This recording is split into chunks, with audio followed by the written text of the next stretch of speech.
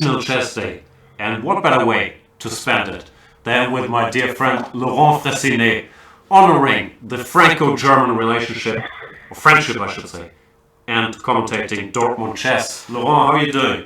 Great. Hi Jan, hi everyone. Very happy to celebrate this International Chess Day with you, Jan. Would you rather be anywhere else than here with me looking at these Dortmund games? Of course not. Of course not. That is my favorite option. I would have loved to see some tiebreaks in FIDE Grand Prix, to be honest. But Maxim played an excellent game yesterday and won the match in without extra time. So it's good. It's the third time he's winning without extra time, so he's scoring extra points. And for French people, you know, we are only following the French guys, and we're happy when they are winning. I understand. That's very much in the spirit of the International Chess Day. So you'll be very motivated to watch Dortmund. No, some German players, Americans, Rajabov. It's your type of field. No, but I like this kind of mixed fields because it's always very interesting. We can see these guys. I mean, this guy Coolout, which is, first of all, he's a very nice guy, and he won this Aeroflot where we just both of us stopped to even contemplate Aeroflot. Just to go there and try to qualify for Dortmund sounds a bit like something impossible, but he did it, and it's very nice to see some old guys like he's 40 or something managing to qualify and playing this Dortmund. We have also Friedman and some top players like Dominguez, who is doing incredibly well. I don't know what you think about Dominguez, but it's just what he's doing after he didn't play for a few years. It's just really impressive. Yeah, I've been a Dominguez fan for a while now because he took this big break. I think he worked a lot on chess on Team Fabi during this time. And then at this age to come back and really improve, number 7 in the world at some point I read. Yeah. Very impressive. Yeah, and there's some interesting players. I mean, like Rapport, always nice. Nepo as well, always a lot of fun. And today we have special pairings, I think. I mean, like kind of stronger people with white. So they will try something and it won't be a boring day, I think. Let's hope so. Tekian is trying to sort out some stuff here. Okay. Because there are some echoes. I can hear myself with an echo, and I think people can also hear it. So let us know if things improve or not. This is a Saturday morning International Chess Day production, and our boy Jose, who normally helps us out with all these issues, is on holidays, so we're really completely on our own here. Things can only go great. This is very tough, yeah, to be without Jose, yeah? Yeah, somehow when he told me he will go for holidays for 2 weeks, I felt like, you know, okay, enjoy your holidays, but still, that was a bit painful. We need to change rules, yeah? No more holidays. No more holidays for Jose. So can we see the games, yeah? Or? I can see the games. Can you see the games? Yeah, I can see the games, yeah. Do you have Dominguez Coolout there? Sorry? Let's look at Dominguez Coolouts. Okay, good. Are you an expert on the F3 Najdorf? Why does he do that? He does it to prevent this bishop e3 knight g4. That's as simple as that. That's the only idea of playing f3 first. And you don't give up so much. No, you can't go bishop e3, e5, knight f3 anymore, of course. But if you want to play with knight b3, f3 anyway, it's sort of okay. Yeah, of course. And this knight g4 is kind of a big stop for white players. But you can check your opponent. Actually, I don't know why not many people are doing it. Just check one time and come back. Or maybe just repeat the moves and and go home. Rajabov, take notice. Yeah. But f3 played, e6, bishop e3, b5, queen d2. This is all theory, but sort of old stuff. No, reminds me of some Kramnik toppy games in the early 2000s? True. When Kramnik was 10 times better prepared than Topalov, and then he was losing anyway, yeah? Yeah, normally he would still lose in 22 moves because Yeah. he didn't have the feeling for these positions, no? Yeah. Okay, so this is an interesting position. I don't know what to... It's so concrete, yeah? It's very hard to judge, yeah? How was this game the other day where Topalov played against Maxim? It was some g4, b4, knight e2, h6, knight f4, no? Yeah, no, I think it was g4, h6, and now... No, I think he started with b4, because if not, you don't have this knight c2 and then Yeah. knight f4 that happened in the game. That's I true. couldn't really So understand before why he knight started. c2, but then h6, knight f4, yeah? Yeah, exactly. Knight f4, which was played in only one game. I actually analyzed it for the game of the day. So, and after knight f4, it was some... So e5 is the obvious reply. And I couldn't find anything. Knight f6, takes. I'm moving the piece as well. Queen a5. And now two options for white. Knight take f8 or bishop c4. But in both cases, I thought it was okay. After bishop c4, it was bishop b7, long castle, rook c8, bishop b3, and now queen b5 is a very strong move, just, and a5, a4 is coming. And I thought black was fine. And the strange point, after knight e6, queen a5, if you go knight f8, the only move here for black is knight takes, queen takes d6, and now again the only move king f7. Don't ask me why, but that's what the machine was saying. So, and it's very sharp. You play here bishop b6, queen a4, b3, queen e8. You will collect one more pawn. You have 3 pawns for a piece, but I thought black was doing more or less okay. So, Makes sense. I've never seen any of this. I just noticed this knight f4 was a rare idea, and I didn't understand why you don't start with h6 to stop it to begin with, and that's what Kulas does as well. yeah, that's true. That's true. And then, but then a3, yeah, maybe. Yeah, that's what happened. Yeah, that's the reason, yeah. So what is supposed to do here after bishop takes d5? Some knight f5 stuff, but now f3 is hanging, yeah. Sorry, which position? I mean the final. I mean I'm talking about the current position. Ah, okay. So let me just get there. Bishop yeah, b7, long castles, rook c8, king b1, d5. It's takes, very logical play, yeah, from both sides, I think. I don't understand any of these positions. It's so hard as a non-e4 player to figure out what goes where here. Do you play a4 with white, or is that suicide? What do you do? Suicide, I think. a4 I would just take and maybe you're right, I don't know. He played a4? Yeah, he played. He played a4. Wow. Wow. Okay. So yeah, now it looks very weird to me, but I don't know. I was never into these really sharp Sicilians. Okay, you're supposed to be. I mean, this old rule, which is, I think, overrated. That if you manage to play d5 in Sicilians, you are doing well as black. But yeah, it's not that simple, of course. We were all taught that as kids, but then when you switch on your engines after d5, it still checkmates you in the middle of the board quite often. Yeah, and a4 is really amazing, actually. I would never play such a move. I don't know. Yeah, maybe it's just good, yeah. Yeah, what else? Yeah, if you just develop, I don't know, bishop e2, black also develops, no? Bishop e7 or bishop But bishop c5. e7, I was planning knight f5, maybe. Oof, so aggressive. I missed that. But just short castle, maybe? Okay, but... I don't know. Me neither. Bishop h6 maybe? Yeah, could go on very quickly, huh? I also do have an engine on, just for full disclosure. Okay, that's nice to mention. You never know, 048, something like that, yeah? Okay, so I will look like an idiot the whole afternoon, yeah? Okay, I gave up the intrigue quickly. Yeah, we're not, the French show, we're not looking with an engine, but... No, I'll switch it off. I was just wondering, because I have this engine bar on the screen here for the viewers. Yeah, so I want for to sure. put to use, but it's more fun to analyze ourselves. Yeah. Engine is off. Pinky swear. I would not risk the Franco-German friendship by engine cheating.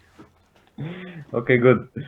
So if I take on a4, then you just go bishop a6 and bishop b5. Yeah? That's the point, probably.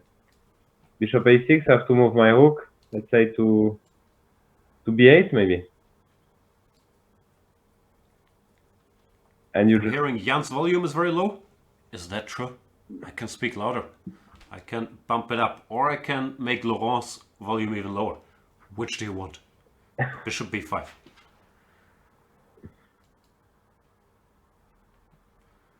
Where are you reading comments? I should switch on something. On Twitch or Chess24? I read everything. Chess24, Twitch, that's it. Okay. So tell us, because we're mainly here, of course we'll follow Dortmund, but we're also here to hang out, to celebrate the International Chess Day, which is a real thing that has been celebrated for centuries. So please let us know what chess means to you and all that kind of stuff. Yeah. Sorry. You're talking to the viewers, of course. Of course, of course. Okay. I have to tweet. You had a great tweet. I mean, you should show your tweet if you can. Or go to Twitter and just follow Jan and see. Follow me on Twitter. Can I change this? I need to advertise my Twitter more. Yeah. Use Twitter. Jan Gustafsson, I guess. No, there's too many Jan Gustafssons. Yeah. So I had to throw in the GM. Ah, GM, yeah. There you go. Yeah, I should share my stuff. I will do when we will do a break. I will share my stuff on my, because we prepared quite a nice stuff, yeah. A lot of work and thought and lies went into our International Chess Day campaign. Let me have a look at Nepomniachtchi against Nisipiano. They played the So we Petrov. just decided that Dominguez is better, right? I'm not sure. After a4, What do I you think do? ba4, at least the computer said while I was cheating, that ba4, bishop a6 was better for white. But there are other options like bishop c5 or who knows what's going on. Very sharp position. Yeah, if you take on b5, it's a pawn, but it looks so dangerous. I mean, AB, bishop b5, short castle. I mean, rook a8 next maybe. Feels great for black here. Yeah, Queen b6. I agree. Okay, but Probably let's that's switch. very concrete options. Some c4, knight takes e6. I don't know, with fire on board too, but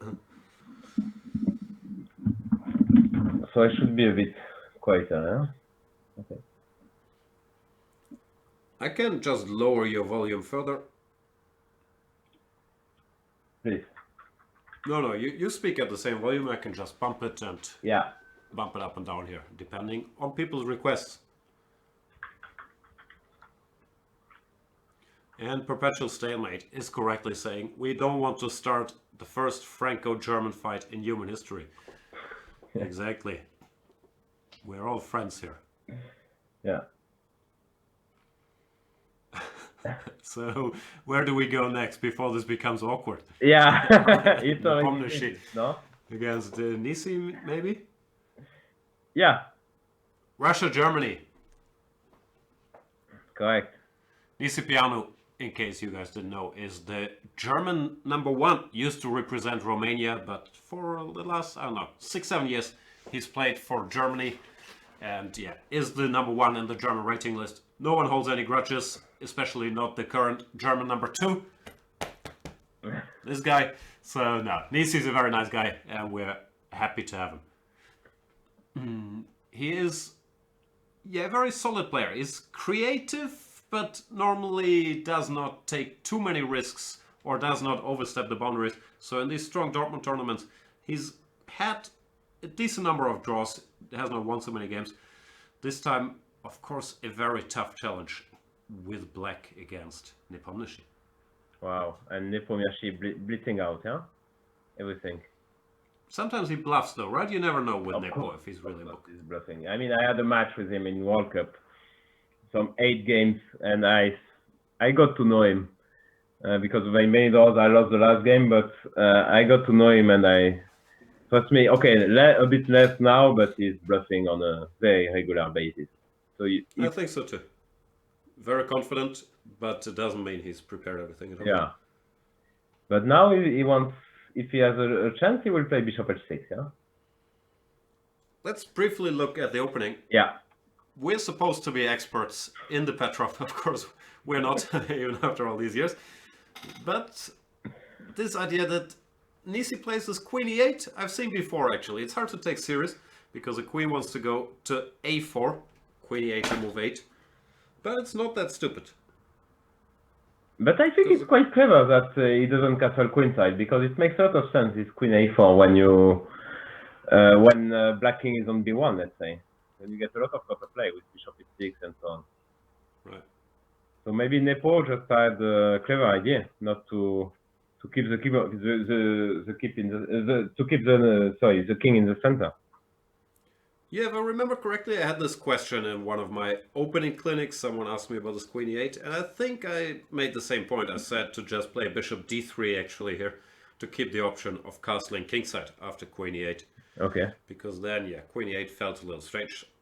Black changes gears, it's not so easy. Now they play knight c6 or whatever, but it felt a little strange to me. Still, Nepo plays more aggressively, h4, queen a4, h5. This pawn you normally have to stop here before it gets to h6. Yeah. That's again, yeah, very alpha 0 stuff, yeah? King in the center, you just go h4, h5, h6, and see what happens, yeah? Every game we have this early h-pawn push now, it feels yeah. like. Yeah? Okay, good joke yesterday, of course, you analyzed the game. I didn't have time to watch it, but I'm sure it's excellent. Put it on the board. And it was funny, yeah, to play h4 on move 3, I mean, but he was doing well after the opening, right? Computer-wise, he was doing well, but in these Benko positions, I'm never sure how much it means. It always feels to me that it's somewhat easier to play with black. The computer says +1 or something after the opening, but it wasn't so obvious to me. Yeah, and as Guy pointed out on Twitter, I mean, Maxim had already much worse compensation than that in Benko-like Gambit. So that was a good point. I mean, mentioning basically his game, the game of Maxim against Magnus in the last round of Baden-Baden, where basically, I mean, MVL just gave a pawn for nothing on b5. So he doesn't mind giving a pawn for some shady compensation sometimes. Yeah, and yesterday it felt like it was very much up his alley. So we were kind of hoping for a draw so we could cover the tie breaks today as well between Grishuk and MVL. Would have been exciting, but MVL won this game in very fine style. Yeah.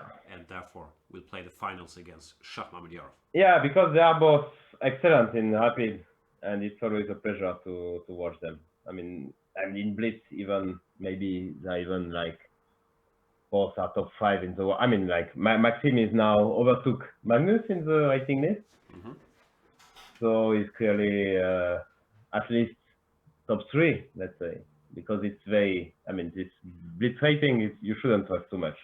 You can win 100 points in one tournament, so it's a little bit weird. But he's clearly one of the top 3 with Nakamura and Magnus.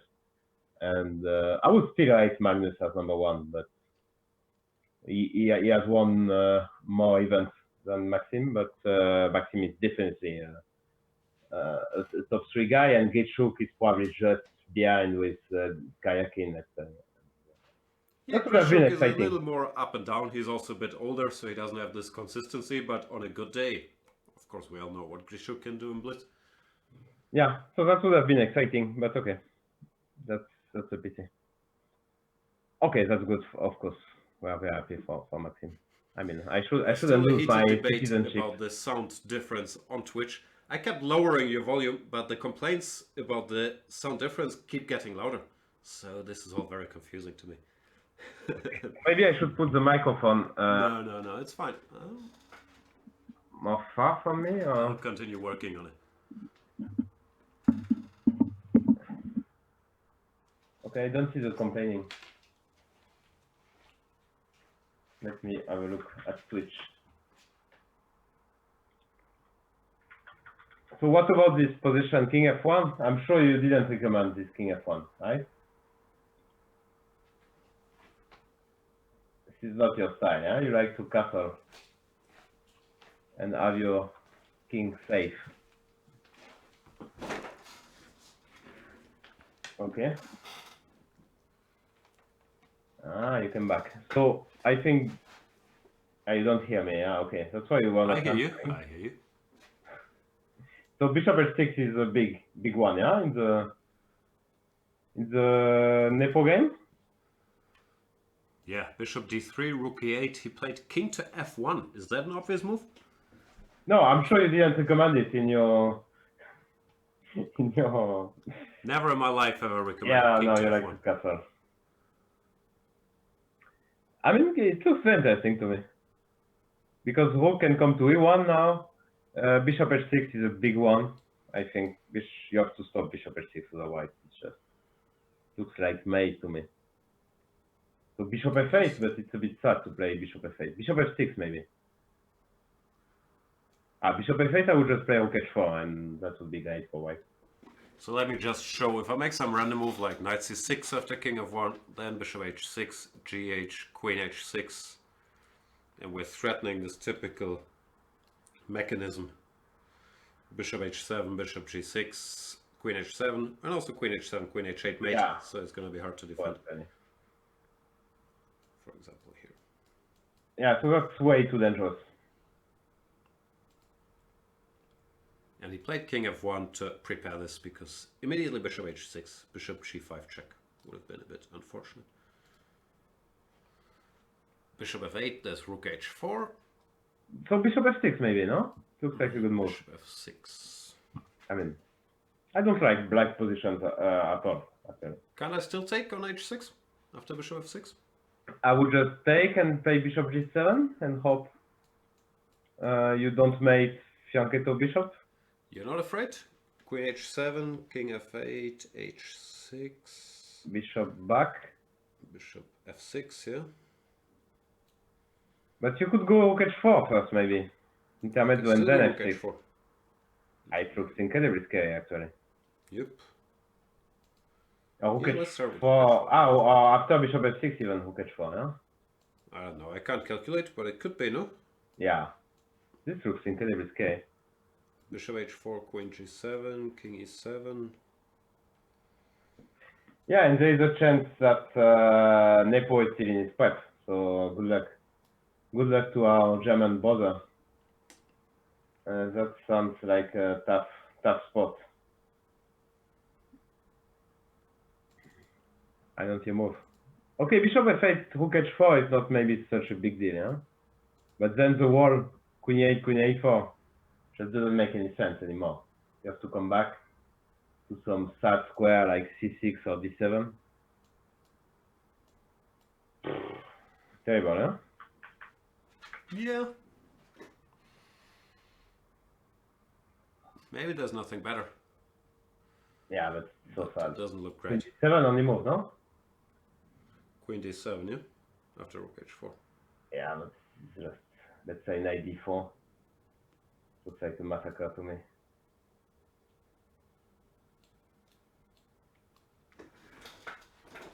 Yeah, no, that's not good. Okay. And yeah, let's switch maybe. Yeah, I could be wrong, but I have a feeling that Nisi also played this queen e8 move in the past already, which is maybe a bit risky too, to repeat such a line against Nepo. He's generally playing this Kaukan in this top tournaments, and he's doing, I mean, top tournaments, he's playing once per year basically in Dortmund. And he's doing well with this Kaukan. I don't know why he gave up. Okay, Petrov is tempting, of course, because Fabi showed that it's quite a solid opening, of course. So, but yeah, Queen e8, a4 is a bit shady, yeah, for sure. Yeah, it feels strange. Not obviously in chess, whatever works, but to spend 2 tempi to put the queen on the edge of the board, it's such a rare idea. Yeah, I agree. Okay, which game do you want to see? We believe in Nepo so far. Yeah, and we want to see Rajabov, yeah, who is just stepping into a prep from Danik. I mean, Danik is not the kind of guy who is bluffing. Yeah, our friend Daniel Friedman, he was here, did some German commentary with me on the Grand Chess Tour. It's nice to have him around. He won the first game against Kulaus, has lost 2 games since, so he's on 2 out of 5. Actually, we could bring up the standings for a second and keep you guys posted.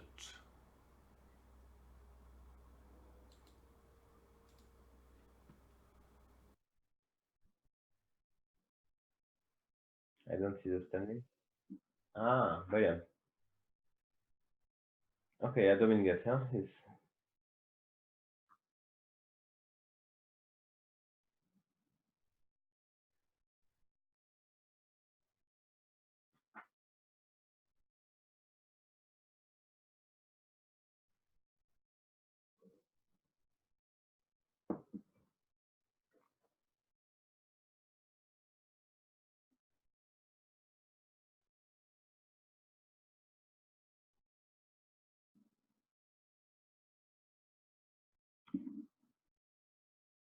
Yeah, that's true. But Rajabov is facing a prep, yeah, obviously. This Botvinnik. Very rare line, yeah, this Bishop E7, yeah. He was forced to win a game by Nisi. Must have felt strange to him, no? Ah, yeah, that's okay. But he's made draws in the others, so things aren't too bad. You think he's that boring? I don't know. I haven't seen the results, but he's made a lot of draws. No, he's a very, very strong player. No one doubts that. Yeah. His results in Shamkir chess a couple of years in a row must have been so many draws, no? Yeah, that's so he's keeping it very solid, yeah, actually. That's so. Very tight. Yeah. So Bishop E7 here, Knight BD7 in this Botvinnik position. Has been the main move over the years, but Bishop E7 is played every now and then, often as a surprise weapon. And it's never been fully refuted. There's long theoretical lines, but it's not clear if it's bad for black or holding. I think it was played by the US champion from 2018, Shankland as black. I saw some games. Sounds familiar, yes. I even saw some files with long discussions about Shankland's handling of that opening. Sorry? I even saw some files with long discussions about Shankland's handling of that opening. Whenever Shankland plays something, obviously very well prepared, people pay attention. Yeah, that's so. So bishop takes f6 here, bishop e3 is another option. Bishop f6, queen f6, g3, knight a6, bishop g2, bishop b7. This is all known. There's the move knight takes b5 after bishop b7, I think. But then long castles at some theoretical draws, if memory serves me right. Yeah, I can't really remember what's going on there, but yeah, maybe it's okay for black. Who knows? I think so, yeah. There were alternatives. a4 as a move as well. Short castles. Rajabov goes knight to e4, queen e7, and now starts spending time, which is normally not ideal for his fans, because it does seem like he's been caught a bit out of book. He has castled since, but he has spent quite some time here. I guess Danik will play long castle, yeah? This is the only move which makes sense. Long castle, I'm playing c5, I guess. So, yeah, I don't know. You should have a clear idea as well. It's not easy. Maybe a4. I would say yep, long castle will happen. Then a4 looks logical. Yeah. h4 was played by Vladimir Kramnik, who's, I've been told, a good opening theoretician as well. Also logical move in a game against Jan and Laurent. I've just been looking at the database here to see what's been played. a4 has been played by Nakamura, and h4 has been played by Kramnik. Okay. Yeah. Who do you trust more, Nakamura or Kramnik? Sorry? Who do you trust more, Nakamura or Kramnik? A4 or H4? In that case, in general, Kramnik, of course, but in that case, this H4, at some point, it was some game with short, no? Maybe. Or not? Maybe as well. I found Kramnik versus Aronian here. And it was not some rook H4. Maybe I'm just confusing the lines. Oh yeah, that's a different line. Later, okay. Okay. Yeah, no, I see that comment on Twitch, Perpetual Stalemate, who says that Nepo didn't lose any games in either the Moscow or Riga Grand Prix. But he lost many in Zagreb, actually. He started with +3, and he finished on 50%. So that was not. And the way he lost the game, I mean, against Ding, for instance, I mean, it was like different category for me. I mean, I don't know what you think about that, but I think Nepo, he's incredibly good. I think he's still a bit prone to tilting. If things don't go his way, he can get a little upset and his results can be up and down. But recently he's become a lot more stable, and at some point during this Zagreb thing, he was number 4 in the world virtually. No, he's really been climbing. yeah, no, he started with 3.5 out of 4, something incredible. But since then, yeah, things have been getting a little out of hand. And also in this event, we should note, he's on 2 out of 5 as the highest rated player, which is not... He has only 2 out of 5? No, yes. Yeah, okay. He lost 2 games, yeah? Okay, wow. Yeah, then he's not doing that well, yeah. Nope. Yeah, but he won some Grand Prix, so that's what matters to these guys, actually, yeah? To win this Grand Prix, I guess Gitschuk made the final, and now he lost in semi-final, so I guess he's doing well. Nepo won a Grand Prix, so he's doing well, and Maxime, of course, not only is in the final, but he also scored these bonus points by winning without tiebreaks. So he's already, if he wins the final, he's doing very, very well with this bonus. For sure. Before we talk more about Nepo, we should mention that Friedman went f5, not long castles. And he played it immediately, so of course he did his homework and prepared this line for, especially for this tournament. He's very clever, yeah, just to surprise people with new lines you didn't play. I like it, especially as the underdog to play a very sharp line, like did Botvinnik, which is very theoretical. And if White is not prepared for it, it's not fun to deal with it. And then to have a new move, even if it's not great objectively, which it might be, I don't know if it is. But it's so tough to face this over the board against a blitzing opponent where you know he's checked all this at home. So it's very smart preparation by Friedman, even if it's a bad move objectively. I mean, it doesn't look that bad. Okay, I understand it attacks the knight and so on. I'm not sure. There must be a reason it hasn't been played much, no? Oh, okay, you don't know. Now the computers are getting stronger, and some old lines, I noticed you can just have some revival. Yeah. I mean, you know this. I like this. I mean, we know this, yeah. I mean, that new computers, new engine, I mean, they are so strong now that you can revive all kind of happy openings.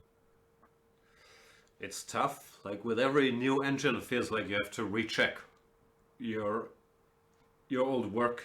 Exactly, yeah. That's well, yeah. What about 95 here? That's what I was wondering too. Looks good, no? Have to take, I guess, yeah? I guess you take twice, yeah? Take twice. And now some Rookie 1 or something. Yeah, Rookie 1. Double pawn up. King E7.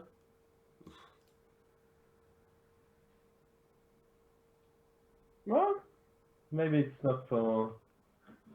I mean, not so many pieces. Oh, you have to play Rookie 3, Queen E2, Rookie 1, yeah? Maybe. No, Queen E2 directly isn't scary. Queen E2, I was playing Rook H6. Okay, but it looks very scary, no? Rook 81, let's say. Yeah, no, of course. I'm a pawn. Okay, but queen d2, queen d7, like how No, much but will you okay, enjoy d1. yourself? Okay, d1, rook d8. I was blundering my rook. Okay, this is Yeah. too good. So maybe I shouldn't play king e7. That was a bit too optimistic. Rook h6 then, but queen d2, yeah. Hitting the rook and rook d1 next. That doesn't look too good, yeah. Scary.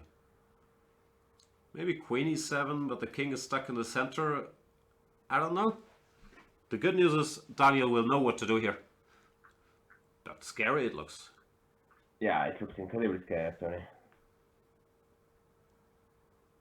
Yeah, I don't know what is the idea, huh? It's very hard to understand actually. Should also be noted that knight c3 must be possible. Yeah, but then you lost. You just came from c3, huh? Yeah, well, provoked f5. Well, yeah, it's a fair point. I mean, long castles, and I don't believe in knight c3. I think knight c5 is clearly the challenge, yeah? Yeah, I agree. We do it. Ah, you wanted knight c3, long castle, rook e1, right? Yeah. Now on the screen. Maybe knight b4 then. Knight to d3.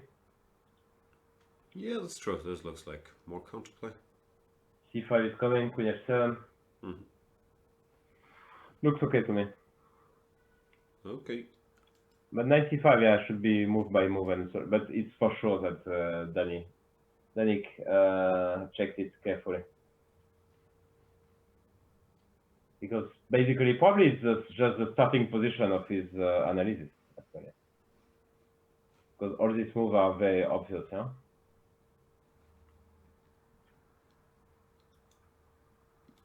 Yeah, hard to say, but clearly he's looked at f5, which he blitzed out, and then knight c5.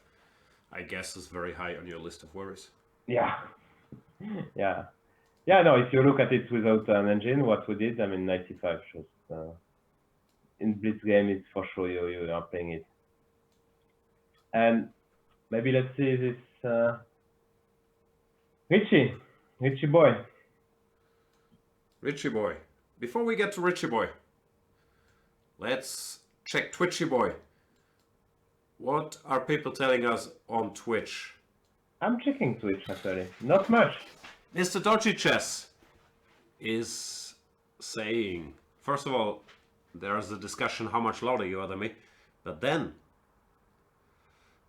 Mr. Dodgy, he's being asked if he's a freelancer off Cheese 24 now.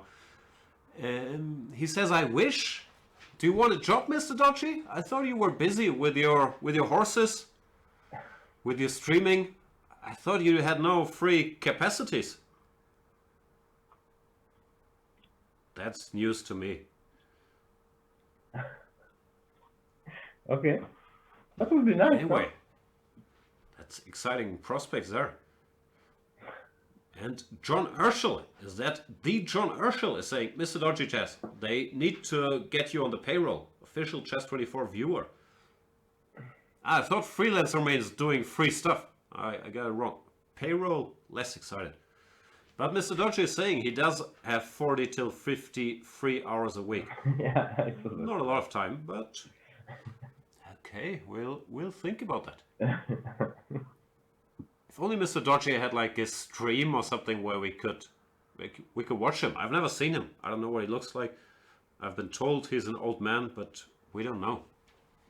Does Mr. Dodgy watch your French shows? You spoke about it, no? He's kind of... He's very young, no?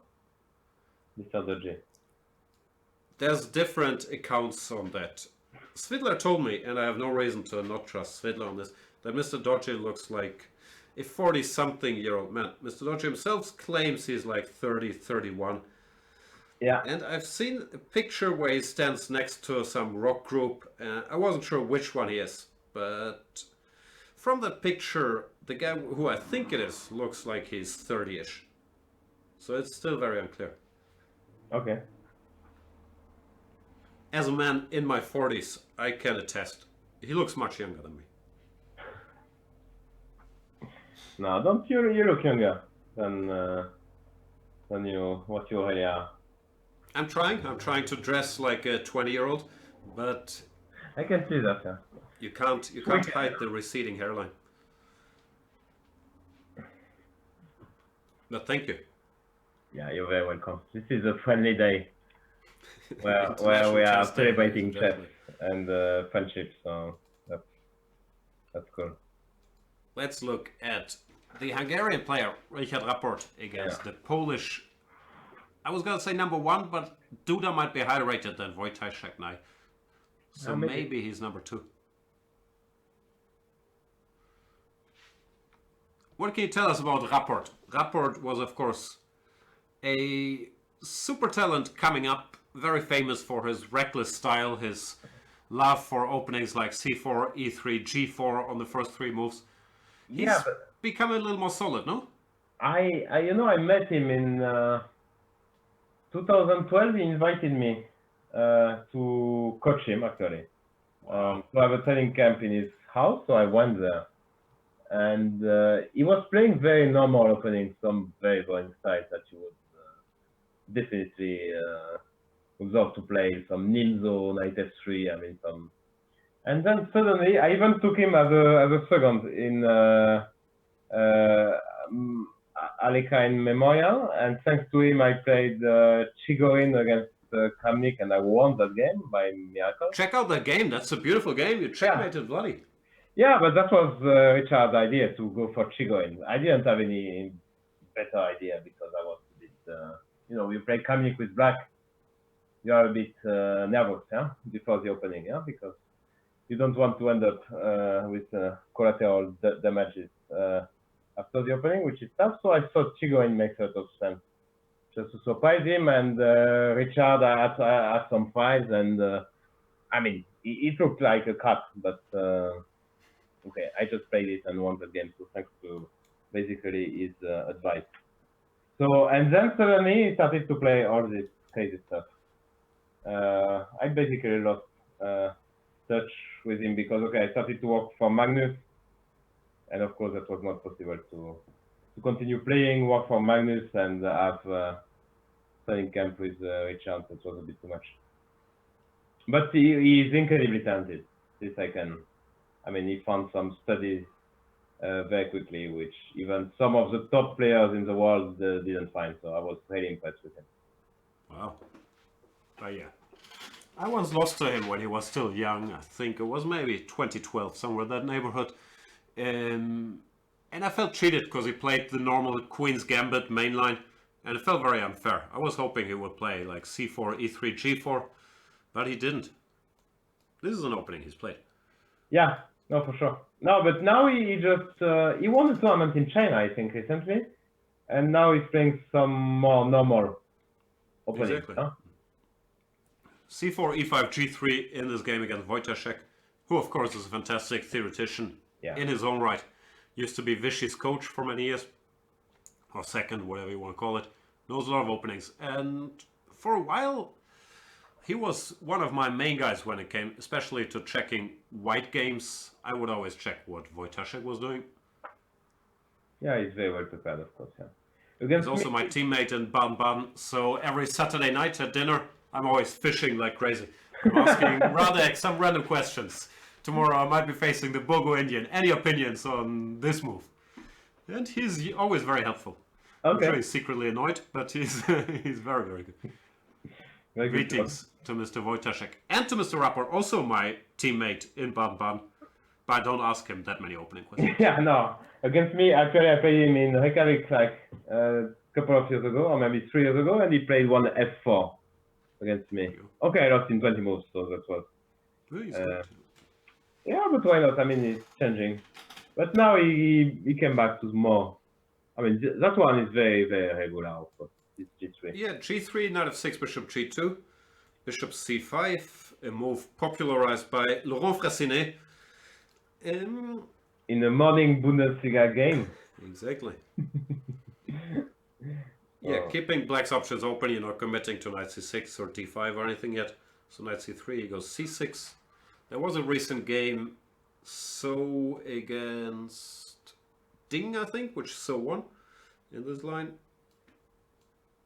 But it's a solid line for black. Yeah, and it's not a surprise that Vojta is playing it. No. I think that was my game. D4, ED, knight D5, CD, and knight D4. Wesley played E takes D4, which maybe is a bit more dangerous. Knight takes D4 here, knight C6. Is this your game still? I don't remember, of course. I mean, I have no clue. That was a long time ago, 6 months ago. I forgot. But I remember it was some massive liquidation, so... And it was Bundesliga morning game, so I was very happy with the outcome. Black has an isolated pawn on D5, but he has a small lead in development, so it's kind of hard for white to keep this up. Could it be that knight B3 was your game? I study all your games deeply. Knight B3, bishop B4 check or something? Yeah. I vaguely recall something like that. I can't remember, honestly. B6 and then some D4. I can't remember it. Yeah, but then it was not very interesting, to be honest.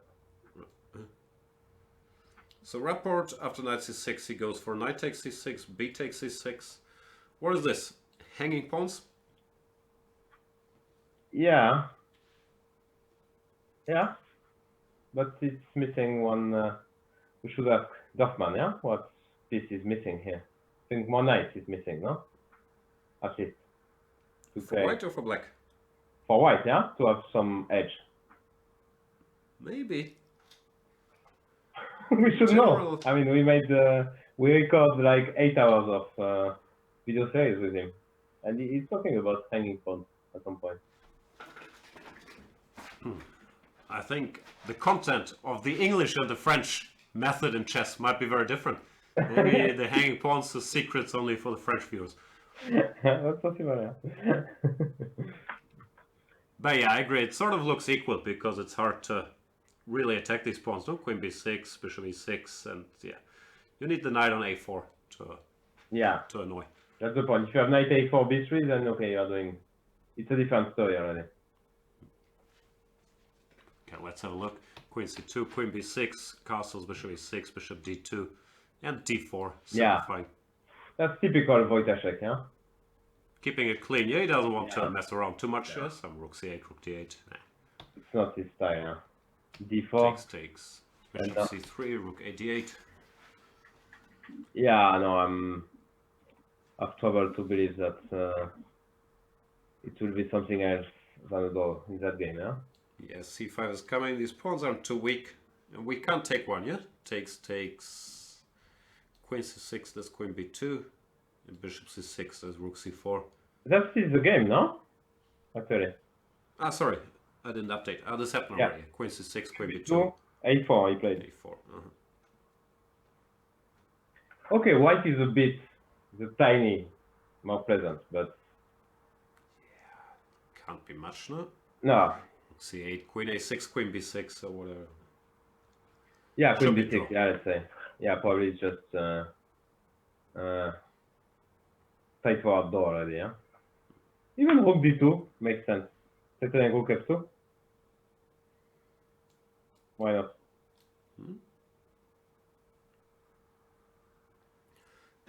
I'm reading on Twitch, Percy Hepworth is saying, never knew Dolph Lundgren was a chess commentator.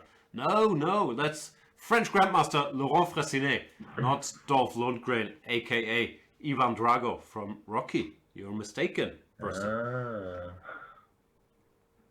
I'm kidding. He's saying I look like Dolph Lundgren, which I will take as a compliment. Thank you, Percy. Is it both men and the French, huh? I'm afraid so. Have you seen the Rocky movies? No. Do you have your own version of French Rocky? No. Some boxer? No? No, I never liked this kind of stuff. Probably no. I see. Did you watch this Casa del Papel? Did you start? Yeah. Already, Money yeah? Heist in English. The third season I haven't watched yet. It's out yesterday, yeah? Yeah. But the story was sort of finished. It seemed a bit pointless to have a third season, I thought. Okay, maybe. I will have a look anyway. I'm a huge fan. So this one is a draw, yeah? Yeah, this is not so exciting. We'll return to it if something happens. Yeah. But we have 2 exciting games. We have Dominguez against Kulouts and Rajabov against Friedman, where knight c5 was played, dc, queen c5, rook e1. This could also heat up. But Nepo as well could be very exciting, or you think it will just be a massacre? No, you're right, actually. This could also get very, very sharp. Nepo played knight d4, threatening bishop to b5, clearing the way for rook h4 as well. Again, he played very fast, but I don't think he's in his prep anymore. He's just playing fast because he loves playing fast. He likes to put pressure as well, yeah? He's in a good position, he wants to play quickly, have an easy think. Yeah, knight d4 is so, I mean, just completely desperate actually for black. If you go queen d7, then I will just go rook h3, I guess, and rook g3. And okay, let's what are you make some doing? moves. Rook h3, knight c6, let's say. Let's say, well, maybe it's not that simple. Knight f5, maybe? I don't know. If I just take on c6, what do you do? Take on c6? Yeah. I don't know, bc? Rook g3? Yeah, it's not pleasant. King h8, bishop d4, yeah? Yeah. f6 on the move? Let me just show. c5. Boom. Boom. h6. Problems. f6 on the move. Now I'm trying to calculate queen take h6, but I guess that won't work after f6, huh? Not quite. But this position looks horrible, no? Yeah. I can even continue with c4 and get a square for my bishop. Yeah. And keep the pressure. Looks terrible, huh? Yeah, so many weaknesses around the king. No, I think this is a tough day for Dieter. Yep. Fortunately. Yeah, after 94, what can you do, yeah? If you go a6, it's a bit sick, yeah? To go a6 instead of queen d7. Yeah. How does it help you? Yeah, it's rook h4 or rook e1. Yeah, rook h4 is coming, yeah? Wow. Sitting knight f5, yeah?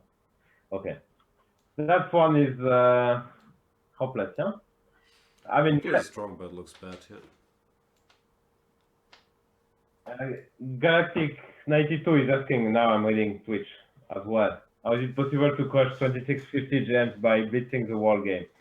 I mean, just by catching the guy in the opening and, I mean, first of all, Dieter plays a shady line, which is not, he's not used to that. I mean, he's doing that, but against weaker guys in general. And he just caught him, and now it's very easy to play. And as you said, as you mentioned, Nepo is incredibly talented guy. So yeah, and also it's very unpleasant if you're sitting there spending time already under pressure, and then your opponent keeps blitzing. Some guys are very, very good at that, like Levon or Nepo, and once they have a good position, it's just an avalanche that's very hard to stop. Yeah, even if you're higher rated than 2650, it's not about that. If they catch you and then they keep building pressure, it's just very, very hard to stay in the game. And he will spend 10 minutes or 20 minutes if he needs to calculate something, but as long as he has good natural moves, like he does here, he feels there's no reason to think too long, and he prefers to keep the pressure and make moves quickly, which is a very legit strategy. Even Magnus is taking a bit more his time, but sometimes he's just playing fast and just calls the, I mean, when he feels that he's just better, he starts to play fast and calls the guy, basically. No, I think, I'm not sure of the study on this, but it's very, very unpleasant for the opponent. It might just be correct, whatever, game theory-wise, because you put so much more pressure. And the little calculating you give up, you make up by putting your opponent under more pressure on the clock. Someone is offering 97 in the chat. That's what I would call playing with fire. So many options. No, even knight b5. I'm greedy. Knight b5 would be my first thought. My first thought is bishop b5 before I'm trying to catch your queen, yeah? You're even more greedy, yeah? I just want the pawn. Yeah, and the fork, yeah? And you cannot prevent 97 actually. Queen a5 is before, huh? Yeah. So that would be just a good example how to lose immediately actually. But probably there is no good option. Yeah, maybe your bishop a5 is even stronger, also looks terribly. Maybe 6, a4. So he played our line or what? Okay. Yeah. They played this, huh? Queen d7, rook h3, 96, huh? Yep. Wow, we're getting all the moves. We are amazing chess players. So 96, rook g3 will come, I guess. Yeah. King h8. Can What we had? No, knight takes c6. King h8 and now knight takes c6 looks so. Because if I go knight f5, which of course is very tempting, you just go queen d8, I guess. But then I can take on h6 maybe. What do you do there? I don't know. Do you threaten something if I go knight e5? You have bishop h6 or knight h6? Yeah. That's good. Probably. Yeah, I go knight f6, you take on h6, or on d3 first, I go bishop h6, and I wish you good luck. Thank you. I think this is just No, it's very scary. no, yeah. From a human perspective, you just stop to calculate, yeah. So knight h6, gh, bishop h6, yeah. Yeah, I agree. Okay, knight f5. Queen e6. Beautiful. Queen e6, yeah. To play queen f6, yeah? That makes sense. Yes. And keep an eye on h6.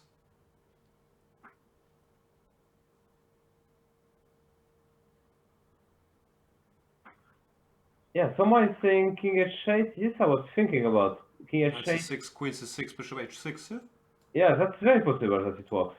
Takes on h6 and now... With bc, so let's look at queen. Okay, let's take with the queen, let's say. Bishop, why does it work with bishop h6? Takes... I don't know. Does it work? Queen f4, queen f4 is over. f4? Queen f4, bishop g7, queen f7. Okay, this one is over. Just crushing it? Yeah. So you have to take bc6 after knight c6. But then that's the position we saw. Of course, now bishop h6 probably doesn't work, yeah? Takes queen f4, No, bishop g7. Bishop d4 looks so disgusting, though, what we had. Yeah. Bishop Forcing f6, and now any move really. Queen f4 or c4. Ugh. It's just too many weaknesses. Yeah, so looks disgusting, I agree. Easy in trouble.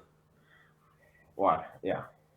Yeah, I mean, and the guy, yeah, no, that's a lot of pressure, yeah. That's probably too much. Let's see another one, yeah? Maybe this guy cool out? Kaido. Yeah, we should tell people how Kaido made it into this field at what age is he? He's like 45 or something. Yeah, he's much older than me. Really? 43. Okay. I think he's born in 1975. Okay.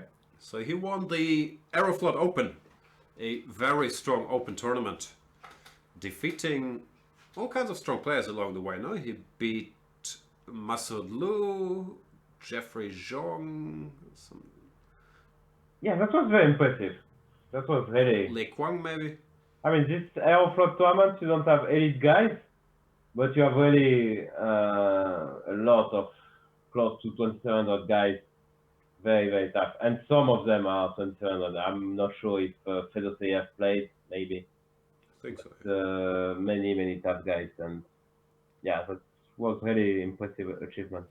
Firouzja he also beat, yeah, true. He beat Firouzja as well, huh?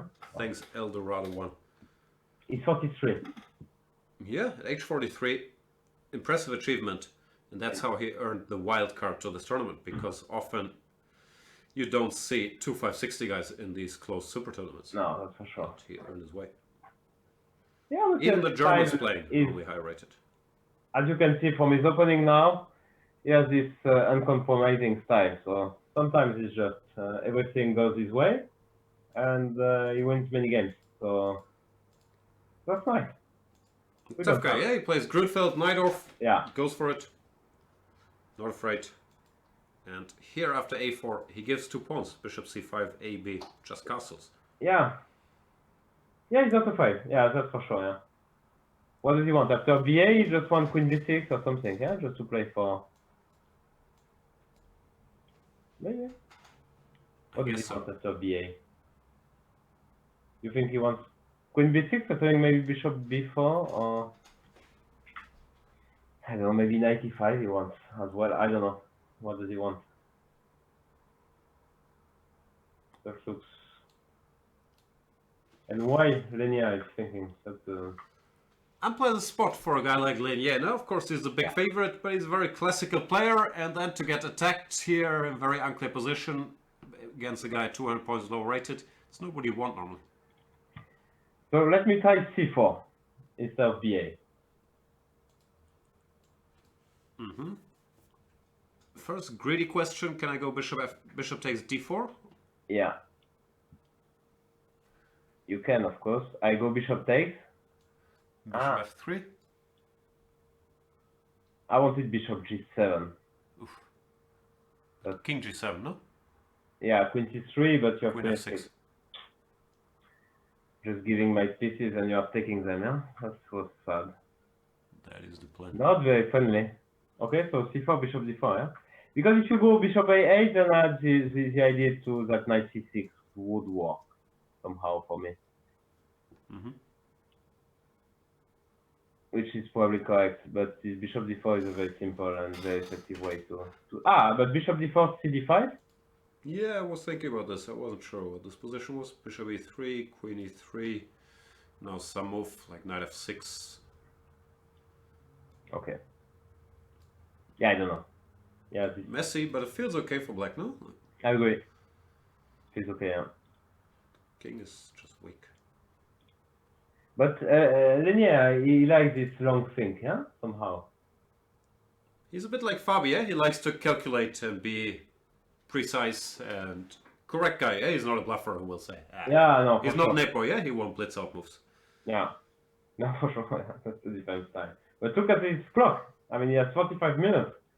Like 40 minutes down in this position. I mean, it's not kind of could play all later on, yeah? It's an upset in the making. This is unpleasant. If I go 96, let me go 96. Try to calm down the business there. Boring. You have to go Queen F6 maybe? Some options, no? Like I can also go Bishop e3 maybe first. Then I take on E3? And then Queen f6, I thought. Yeah, okay. But maybe, yeah, let's start with Queen f6. If you go like takes and Queen F6, I will have Rook D5, ED 97, I think. So that doesn't. So Queen F6 immediately is probably.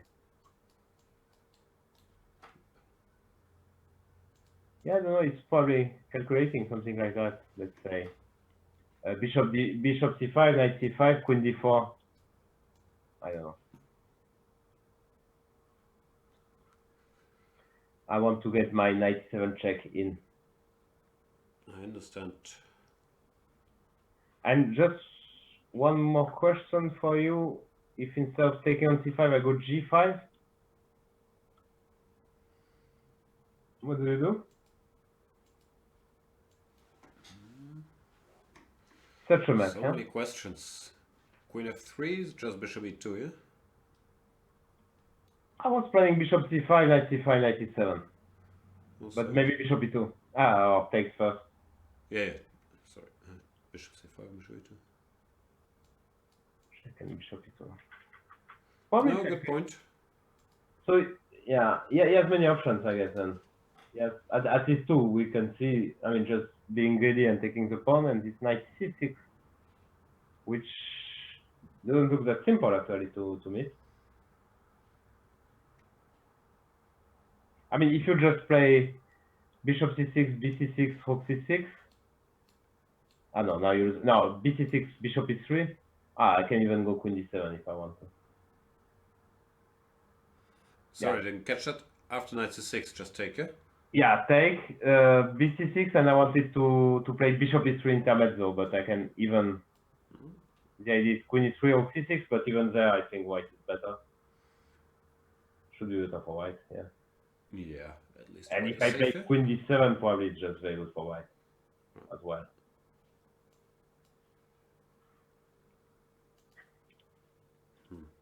Actually, I don't see a move after knight c6. I'm sure there is one. Ah, what about queen c7 after knight c6?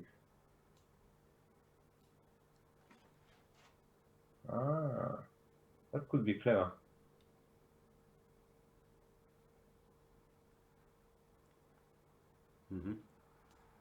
Takes, e7 is covered. Yeah, takes, and now even if you attack my knight, I will just play AB, yeah? Yeah, queen c3, let's say AB. And Queen you're c5, busted, and yeah? just something takes c6. Yeah. Yeah, this is even better for black, huh?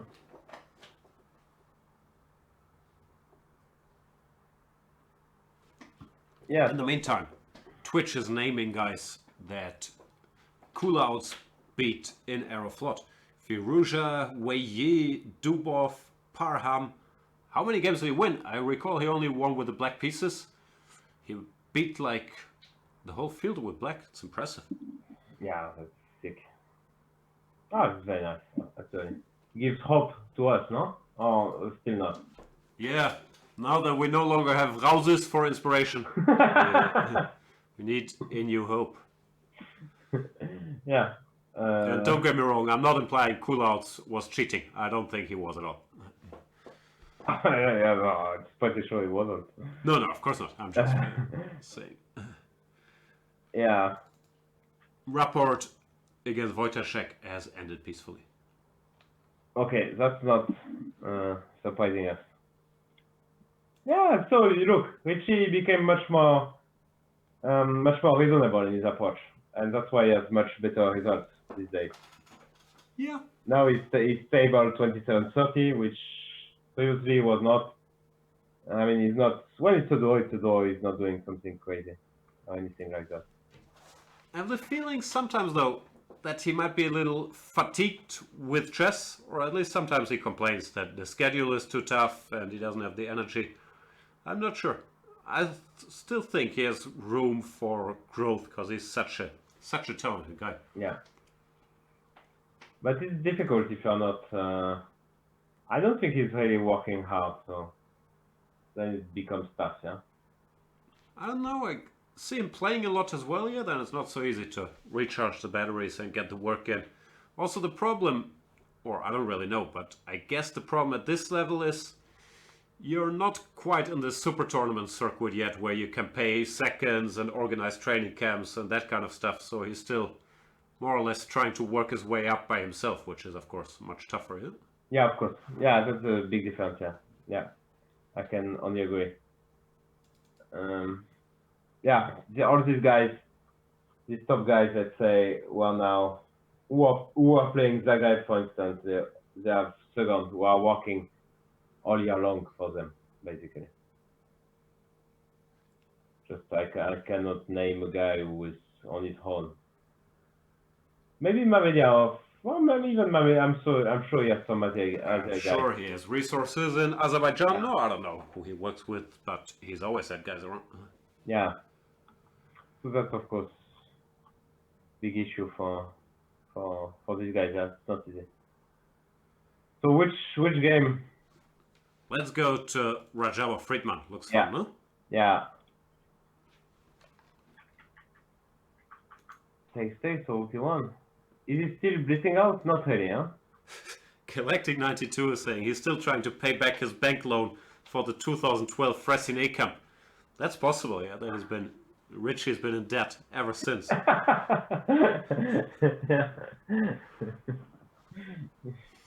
But Laurent gives very reasonable rates, just 7-8% per year. So he's not a loan shark. Yeah. So what happened here? Knight c5, takes, rook e1, king f7. This is part of prep, obviously, because you don't play such a move if you just discover the position. Looks very scary, but queen d7 is queen e7. So Friedman is saying, I checked this with my Stockfish 10 or whatever engine he likes to use. Please prove me wrong, Mr. Rajabov. Yeah, and not so many pieces on the board, so it's possible to solve it, basically. To make a final statement. Yeah. The question is, if the final statement is it's bad for black, Yeah. if white finds all the moves, do you still do it?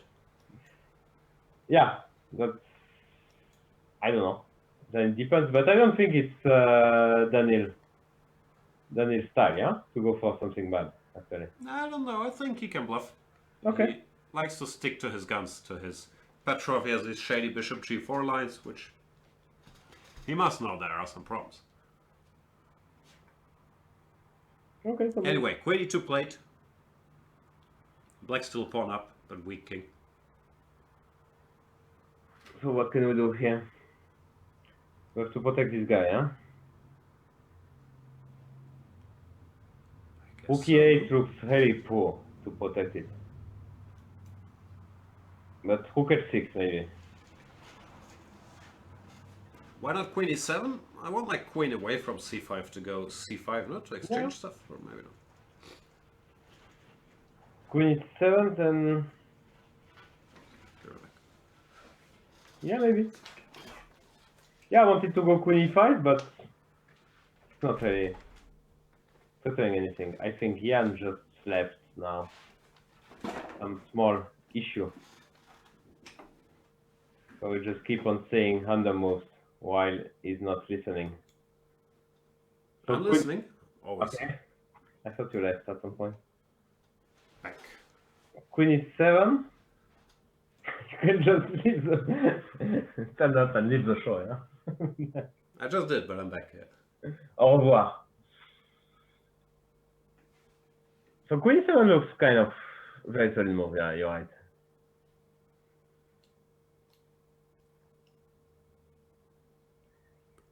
If I go bishop f3?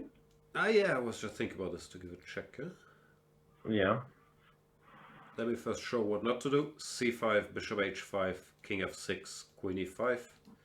It's kind of bad news. Yeah. So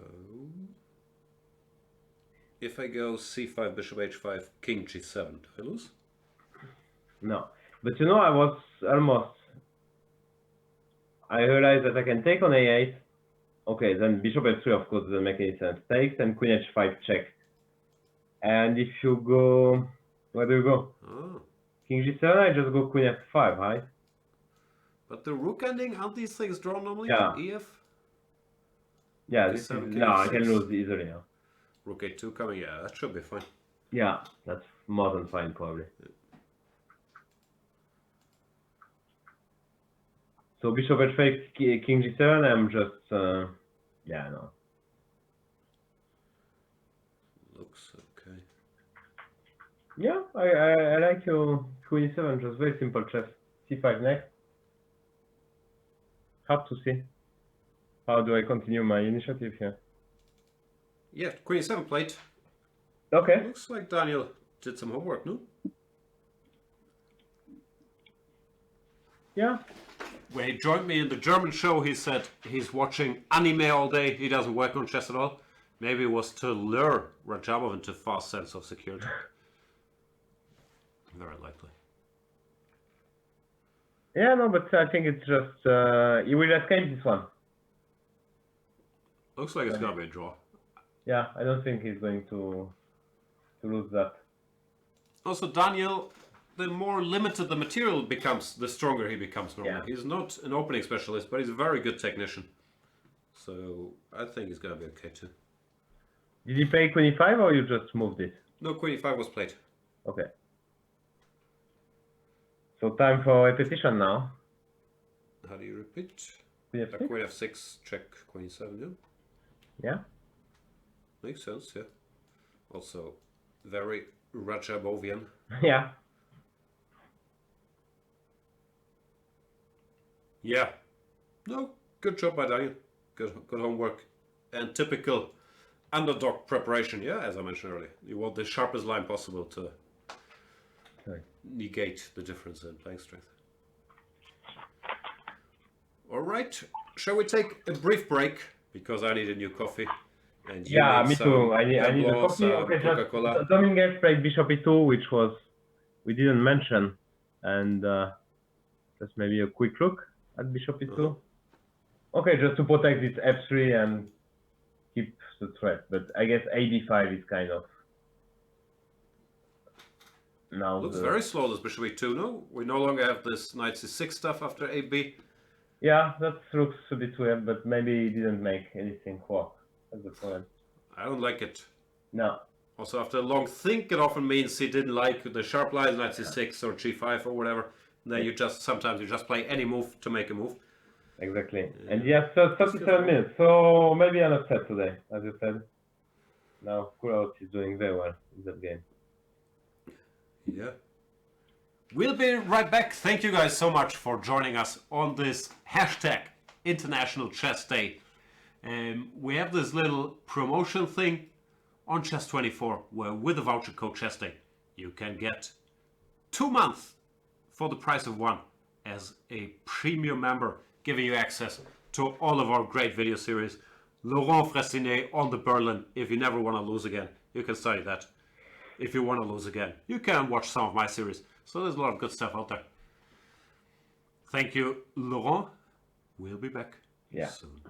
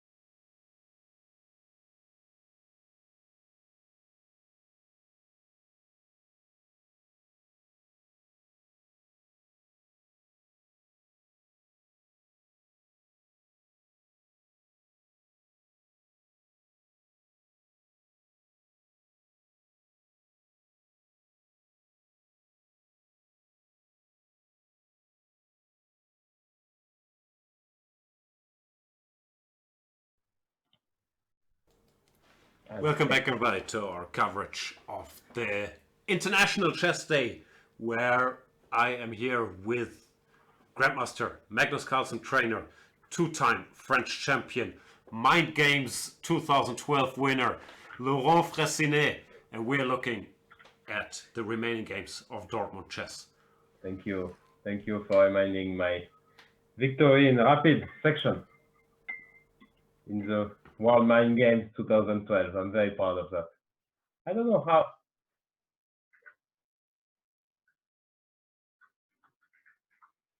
No, really?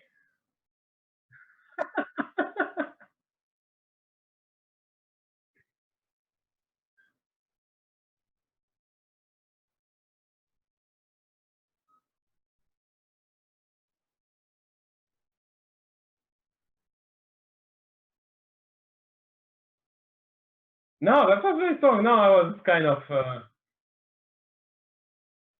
I was on fire. I don't know what happened. Oh, really? I was very lucky as well, but yeah, no, that's a great memory, of course. Thank you. You put me in a very good mood. Very good mood. Anytime. In the meantime, not surprisingly, the game between Rajabov and Friedman has a draw. Hey, Yep. I didn't see that. Sorry. Did. Okay. Ah, the repetition we just figure out, yeah? Mm-hmm.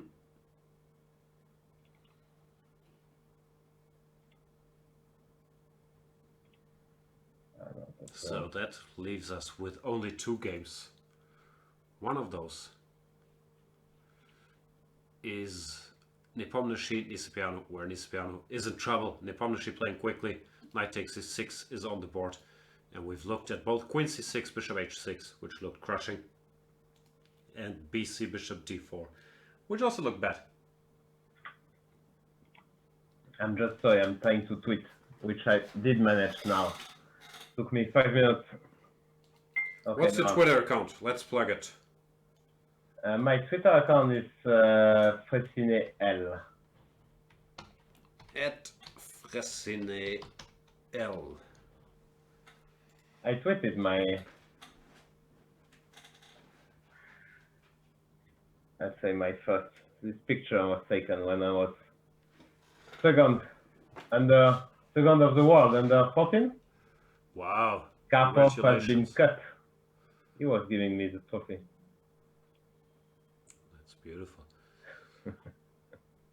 You have a lot of chess successes under the radar. Nowadays, people might mainly know you as Magnus Carlsen's coach, but you used to be a stable 2700 player. Yeah. You won all these things. For 5 years, I managed to keep my rating above 2700, but those days seems gone for good. Let's put it that way. That's tough. It's a common theme of discussion in Magnus Carlsen camps. Who had the better chess career, Peter Heine Nielsen or you? What's your opinion on that topic? I mean, it's clearly, like Peter Heine had once 2700, so that he was commentating this World Mind Games actually 2012. Right. So I think it's pretty clear actually. But Peter Heine was European Blitz online champion 2011. That's very impressive. Wow. That's actually very weird, yeah, because when we are playing Blitz with Peter, he's not really doing incredibly well, no? But I know how it is. I'm not sure if it happened to you as well. Like, it goes very quickly from good at Blitz to washed up. Like, at our advanced age, you just can't keep it up much longer. You have family, you have kids running around. You don't have these 10 hours to play online Blitz anymore, like we had in our early 20s. It's different. Yeah, it's cool. It's cool, yeah. But I still enjoying. I'm enjoying much more rapid and Blitz than classical, actually. So I don't know if it's the same for you. I mainly enjoy winning. Yeah. So it doesn't matter which format. It just doesn't happen as frequently anymore if you don't play much anymore. Especially in Blitz, like I think the drop-off is quite steep, or for me it has been. I played a tournament in Corsica last Sunday, and I won all my games. That was nice. Luke came, but Luke is always such a welcome customer, especially in Blitz. And then I beat the Corsican hope of chess, but that I still can manage. Yeah. So that was a really good boost of confidence. Now I want to play more. But of course, the next serious tournament I will play will bring me back to the sad truth, yeah, and reality. No, I'm afraid.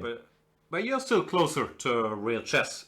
Like you're a bit younger. Your playing days are not as far behind.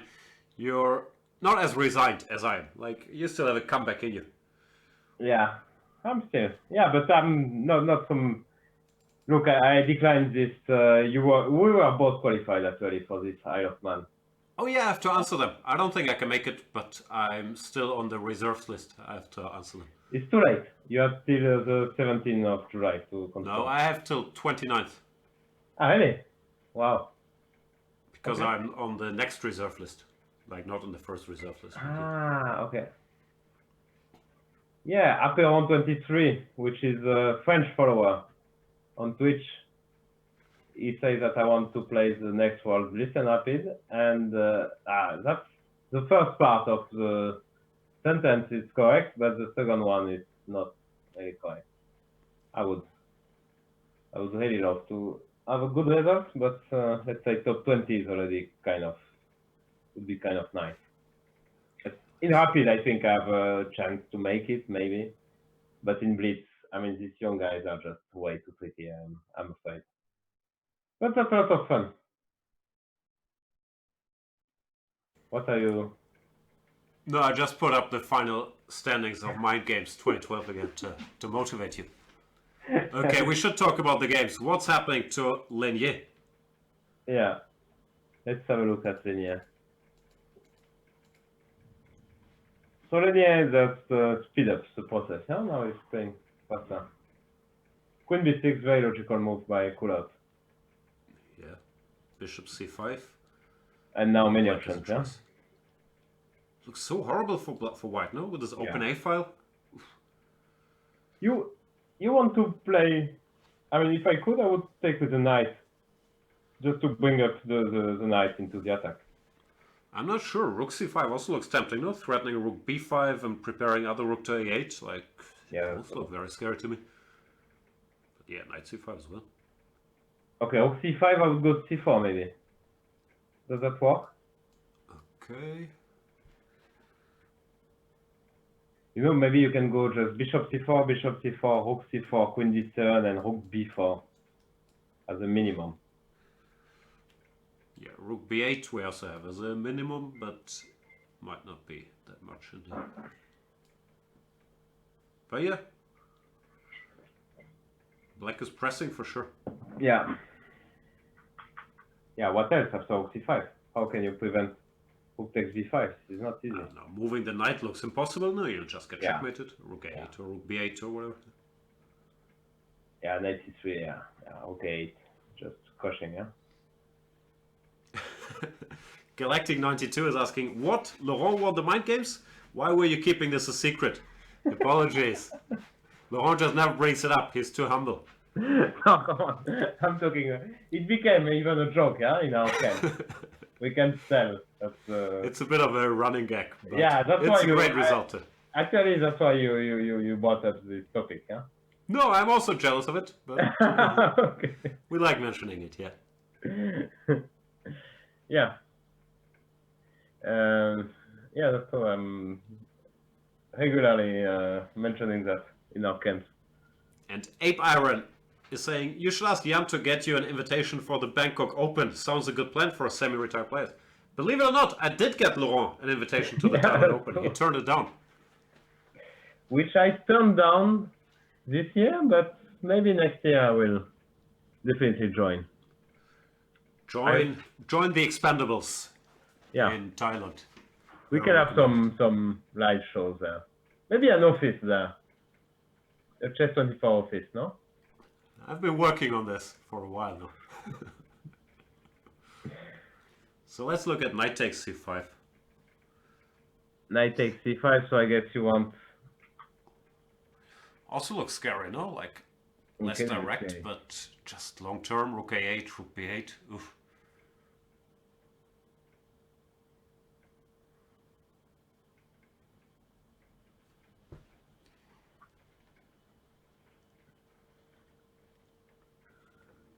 Anish already answered my tweet. This is just incredible. He's Huh? just This guy- sitting at home waiting for you to tweet. I mean, just when someone from Team Magnus is tweeting something, it's just so fast. I enjoy Anish, both the real Anish and his Twitter personality. I think they both enjoy. Yeah, I also like him. Yeah, no, I mean, he's a nice guy. I'm still... Oh, you gave this... He gave this interview to you. And I still wonder what I told him in this Spanish league. Yeah, he mentioned you said something to him that motivated him for years to come, but we don't know what it was. After a loss, yeah? After any loss, he would think about that and feel better. So that's kind of... If I could remember what I said, that would be very helpful. Because I don't know how to feel better after losing. This I never managed to do that. Yeah, not my specialty either. So let's sum up. In Dominguez against Coulouts, both rook c5 and knight c5 look good to us, especially rook c5, c4. Yeah. There might be bishop c4, bishop c6 also an option. Because let's after knight c5, I just go, if I go c4, you go bishop c6, I guess, and I go, let's say, queen b4, some defensive move like this. I want rook d6 next.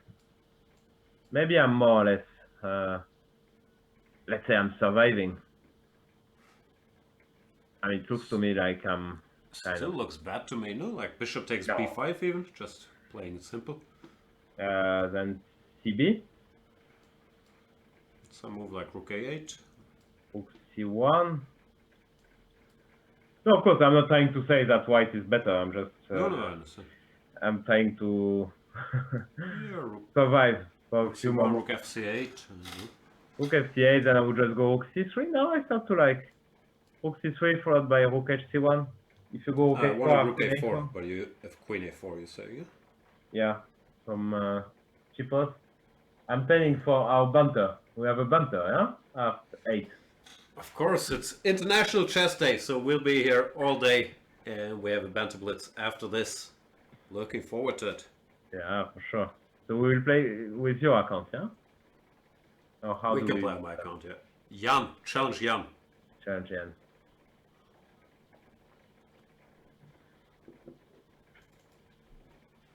Yeah, so this is a tough position for Linear, but Right now, the good thing for him is that Coulouts has to take a decision, yeah? Now, both knight c5 and rook c5 look good, so he has to spend time trying to decide.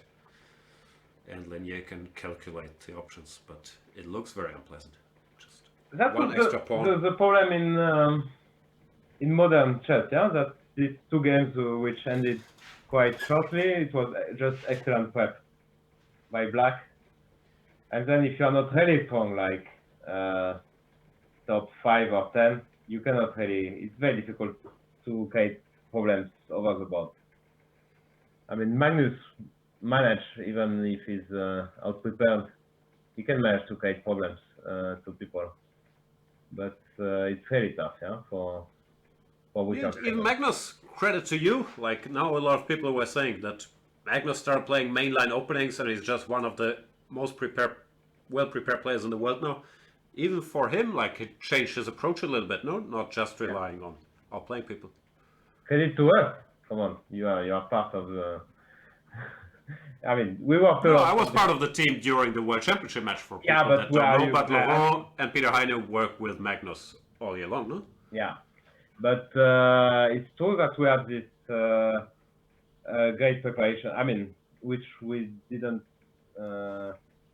we saw only our preparation as Black during the match, this Fressinet, but as White now we see some prep popping up from the match. So we now it's clear that we made a good work for this match, I think. We look less stupid in hindsight, yeah, now that he won some white games, because during the match, yeah, it didn't look so great with white, or in many games it looked a bit silly, but some work was done, which didn't hit cool. during the match, but... Yeah, we look a bit more serious now. Not too serious. Yeah, not too serious. So, yeah, it's true. So let's see, Dieter. Easy. Oof, this looks tough. He went b takes c, because queen c6, bishop h6 was just winning. He couldn't go here. So he went bc, bishop d4, and he decided f6 is just too ugly. You have to parry the threat of queen h6, so he went rook e6. Queen f4, probably threatening some queen f5 for bishop f5. And queen to e8. What's going on here?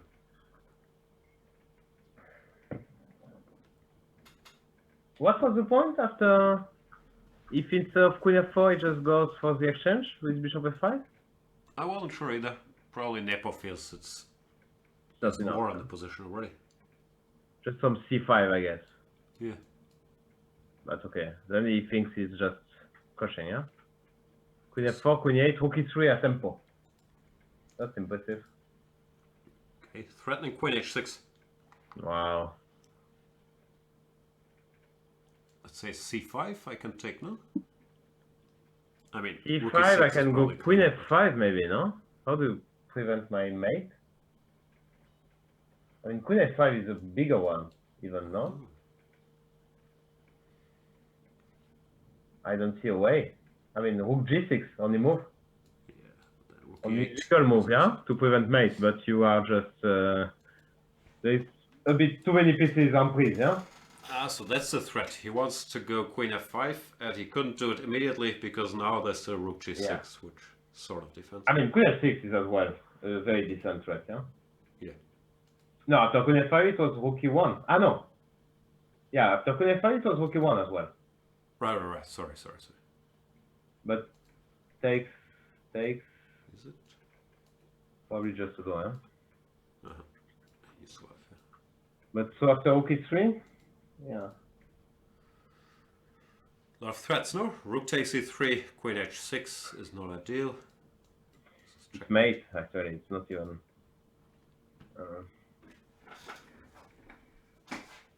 if I go king g8, it doesn't prevent. Really, queen f5 will be a yeah.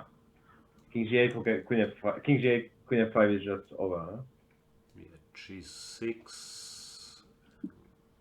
Takes on g6. fg. Yeah. It's not pretty. No. If I take on e6, you take on f5? Ah no, what do you do after I take c6? You have a losing endgame, but I guess. you didn't get mated. Yeah. No, that's horrible, of course. Yeah, just... Wow. That's impressive, actually. To call the Petrov in that fashion. I mean, I wouldn't be completely surprised if Dieter resigns here. And also, in defense of the Petrov, we should mention that queen e8 is obviously not the main move in this position. The Fabi lines 97, knight f6, or 97, c6 are still alive and kicking, as far as I know. You mean the line that we saw before he played it, yeah? Before he played leaked line here, this leak. Maybe it was on purpose. They knew it was so strong they could leak it. Yeah. That was really a bit embarrassing for us, but okay. Kind of happened. What to do? We should mention that if you want to know more about all the embarrassing and not embarrassing things that happened during that match, you can watch our video series with our Danish friend, Peter Heine Nielsen, who mainly spent the video series rolling his eyes whenever Laurent said anything. But we still had a good time, and we went through every game, and I hope you can learn something. We had excellent time. I agree. You were right. Easy resigned. After he resigned, yeah? Wow. 19 moves. See, I mean, like, look at the... I mean, best case scenario, you have a happy and completely lost ending, yeah? Let's see after king g8, queen f5, g6, just what the cleanest Okay, finish is. I'm sure we can find something better. Ah, yeah. No, I'm checking with computer just to speed it up. Rook e6, queen e6, queen f3, and resigns. Just rook e1 is coming, and you just get mated. Which is believable. How? Ah, okay, you just provoke g6. Okay. Yeah, and you go queen f3, and then rook e1 next move. And it's just boom. Yeah, Plus okay. 7. No, I mean, okay, it looks so bad, yeah. Yeah, so impressive prep by Nepo, but really a very poor choice from Dieter. Yeah, this queen e8 to... Let me just check, because I keep saying he repeated it. I'm not sure if that's true, but I have a feeling it is. Let me just see. And that's a bit strange, because Dieter is not known as a theoretician, but he's normally smart about his choices. Yeah. So to get caught is a bit out of character for him. And I was wrong. He's never played this. Friedman played this. Ah, okay. Yeah, Okay, Friedman then, is a big expert there. Yeah, then it's a bit more understandable at least. Yeah, but the problem is that probably in that tournament you can prepare before because you have the pairings. It's very, very organized. So you have the pairings a long time in advance. Let's see if Nepo was... So if Nepo is white against Friedman, maybe he prepared it for Friedman. No, he's black against Friedman. Okay. So that makes some sense. Okay. I mean, you have a chance to surprise the guy. Right. But of course, it's incredibly risky against a guy like Nepo. I just missed the idea. I mean, which is not obvious. I mean, this king f1 idea is kind of brilliant. Yeah, it's good stuff. But still, queen e8, queen a4, risky. Yeah, it's up to me. Yeah.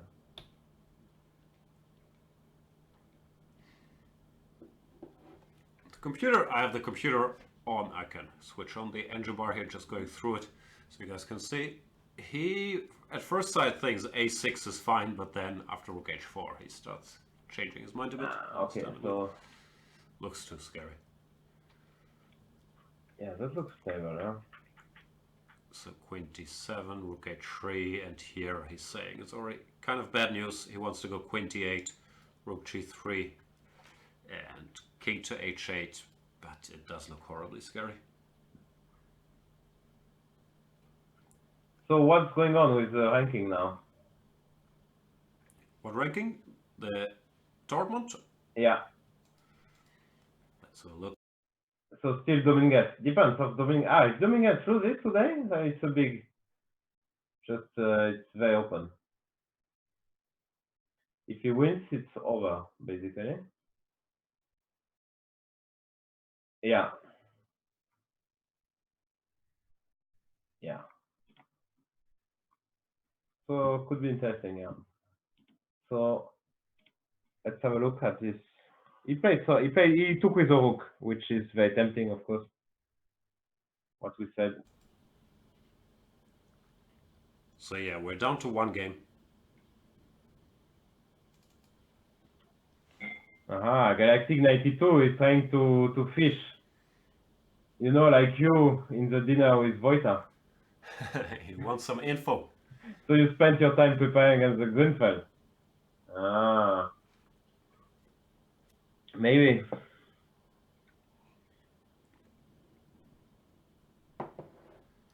Mr. Dodgy says is saying, I think you're muting yourself whenever you swap windows, Jan. Yeah, whenever I swap to that results window. I'm not sure why. It's very confusing.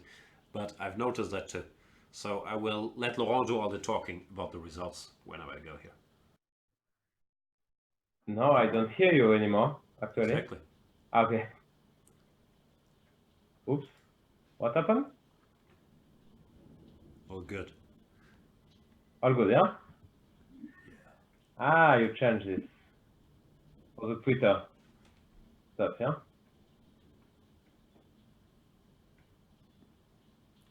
So rook c5, c4 on the board. Let's go through some lines. You suggested bishop takes c4. I'll switch the engine off again. Okay, you can switch on as well. So well, I had it on long enough to see that the engine indeed gives you a line. Bishop c4, rook c4, queen d7, rook b4, with a serious black advantage, which looks very believable. No, still so scary. Yeah, you can't have exchange to exchange queens as as soon as possible as white. So I get rook d6. Do you take my knight or not? I don't know.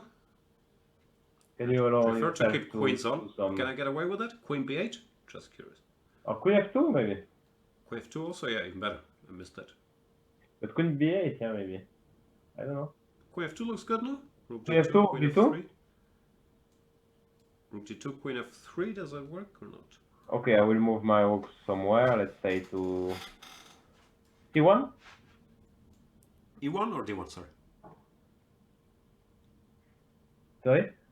Rook e1 or d1? Maybe rook e1 to stop queen e4, yeah? Yeah, I'm not I sure. wanted to stop rook b8 as well. But rook b8 is not such a big deal.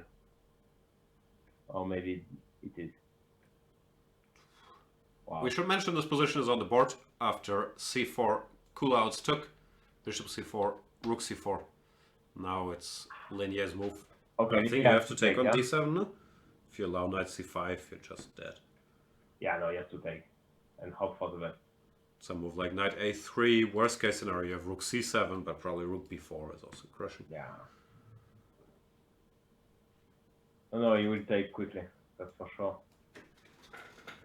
Yep, rook b4 will also happen very likely.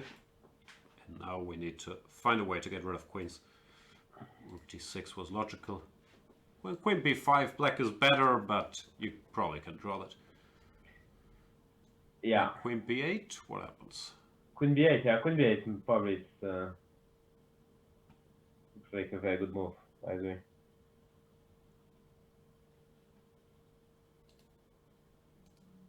I don't see a way to do clever stuff here.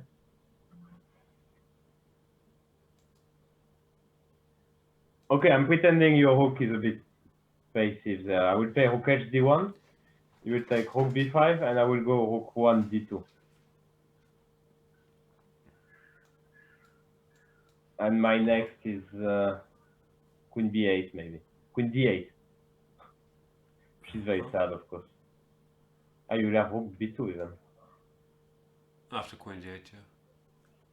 If I go rook b3 after rook d2... Yeah, no, that's a disaster. I have to go rook 6 d3, I guess? Yeah. At least to exchange one rook, so I cannot exchange queens. Yeah, not over yet. There's also rook b3. Oh no. After rook b3, I could go queen e7, more active, maybe. Counterplay. Counterplay suddenly, yeah? Not very huge, but I don't know what I want.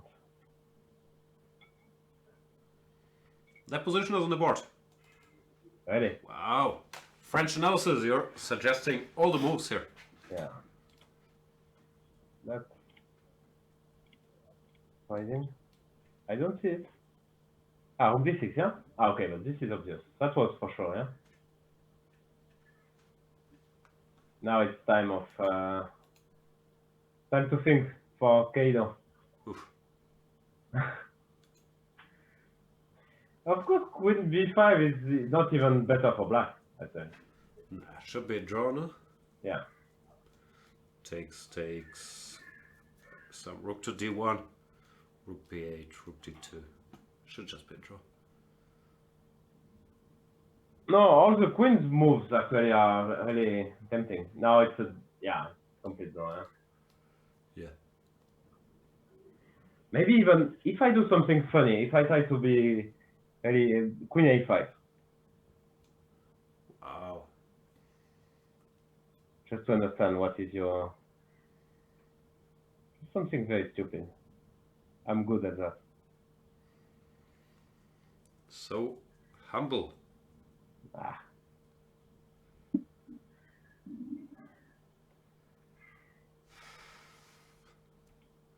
Hard to suggest a move here, so let's keep the knight, yeah? Knight c3. Let's try knight c3. Then I would just play rook b8 or rook a8 or rook b8, I guess. Knight d1. Yeah. Knight up. Yeah, that's why I probably overdid it here, yeah? Not sure at all. It could just be winning, or it could not be. It's not so easy to calculate, but I can't see it, mate. Yeah, no, I agree. So, okay, so queen f2, let's say queen f2. I'm sure queen f2 will be his main, and with queen b8. Queen b8 I liked. Just keeping an eye on the knight on the b2 Yeah. pawn as well. Queen f2, rook d2. And now queen f3, yeah? This is, if you manage to collect the knight, then it's very good news. Yeah. Because now all the endings are just winning. Oh, that's disappointing. I think he took on b5. Come on. No, Kaido. No, we cannot believe it. How is Like it queen possible? b8 at least. So There's fast. no risk in queen b8. He has no time. Oh, Yeah, come that's on, very disappointing. disappointing. Sometimes you're just happy if you're facing someone 200 points high rated that you can no longer lose and maybe you can put some pressure. But now it's just going to be a draw. But then you don't play the knight off. What's the point? Well, but that's his main opening. Yeah, it's not like he has a choice there. Yeah, but that's very sad. That's a pity. I'm massively disappointed. And Galactic 92 is telling us queen b8 was good for black, but queen f2 was bad. Okay. Wow. Sure. Why was queen f2 bad? We have a right to know. Now I'm switching on. I'm cheating for the first time. Because after queen f3, rook c1, I did rook c8. And if queen e4 check, this I failed to. Just king a2, but this is very computerized. And there's no mate on A2 a4. and knight a3, yeah? Okay. Okay, makes sense. But after queen b8, what does computer say? It's much better for like, huh? Yeah, like he's showing +2/+2. Oh, okay. That's very, Well, it feels very good. that's very serious. Okay, it's of course, it's a computer on chess 24, but still depth 22. Yeah, but still, in such a position, even a weak computer is quite accurate, I think. Yeah, no, he just suffers rook c1, rook takes b5, and game on. But Okay. But with queens on the board, the king is so weak, rook b3, f3 is weak, queen a8. It's, look at the static position of white king. You should keep queens. Dortmund taught me that king safety is the most important thing. Not only. No, not what Peter is claiming. Peter is saying it's very important, but He's saying it's very important in shogi. yeah, he's very good at shogi, no? Is he really? I don't know. We don't know. I probably. I think he's kind of around 2000, but he started very late. That's kind of impressive, no? Yeah, it's true. He's maybe the best Danish shogi player ever, no? We're talking about our friend Peter Heine Nielsen, Magnus's main coach. Our supervisor, Absolutely. which Hope he's watching. Peter, if you're watching, greetings. greetings, and thanks for keeping us busy by your great insights. He's become tougher and tougher on Twitter, no, Peter? Like Yeah, he's massively, I mean, like, kind of. his fight for transparency. You can spend your days reading his tweets. I mean, I don't know when he sleeps. That's just always. Because he's always working, you know? He's working, he's tweeting. He has a very busy life. Sometimes he's appearing in some political Lithuanian, not meetings, but like kind of. He joins Victoria, no? He's sort of a trophy husband. Yeah, yeah.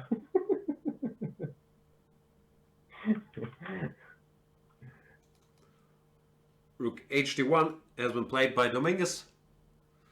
This should be a draw now, no? Rook fb8, rook Yeah. d2. No, I mean, Or rook rook d8 d8 check, actually, why rook d2? Why not rook d8 check? Yeah, rook d8 check as well. Yeah. It's kind of. Just a draw. I mean, who is better here? I mean, white? No.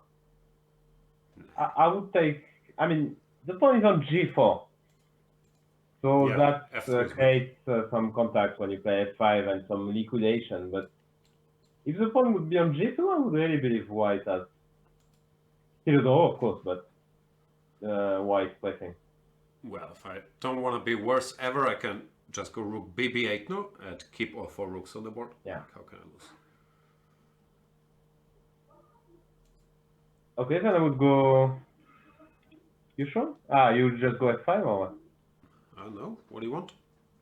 I want, just some rook C6, king C2, rook D3, king C3 before, and come with my pawn. I mean, push my partner. Okay. I'm not too scared. I understand that. You should find some. I should be. Not too easy. Now you No, have just rook because B3 F3 actually. pawn being weak, it's hard to. No, I don't see go scenario. rook Where D6. was rook C6? I go rook 1 D3. And then king C2. But then you go rook F8, yeah? Rook F8, yeah? Rook BB8, yeah, it's best to play. No, I don't think you have to do that, but you could if you wanted to. Still, it's the typical thing, yeah, where you miss a very promising option, and then you have an equal position, and then all of a sudden some problems occur, and the stronger player starts smelling some blood, so this game could actually continue. Actually, I see a very good move in the chat. Switch chat, H5. It sounds like a good move to me. Just to start the liquidation. Weaknesses, yeah? You probably have to play F3 if you don't want to. If I go rook D8? If you go rook D8, I would take on G4 and have a E pawn, which is passed now. Yeah, you pass it. And maybe even go G5 now. Like HG, FG, G5. Yeah, that is present nice for black now, again. Yeah. It's a nice move. Yeah, so H5, H3.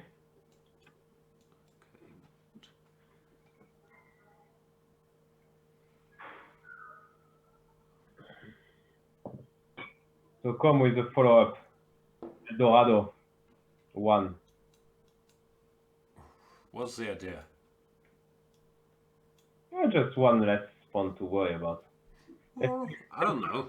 Take on G4 and your idea, I like G5, King G7 then. I also like H5, H3, H4. Okay. That's very ambitious of you. I'm a very ambitious rook endgame player. Yeah. Rook up endgame player. But he didn't do it. He went G5 instead of H5. You played G5, yeah? He played G5, yeah. He played G5, yeah. Okay.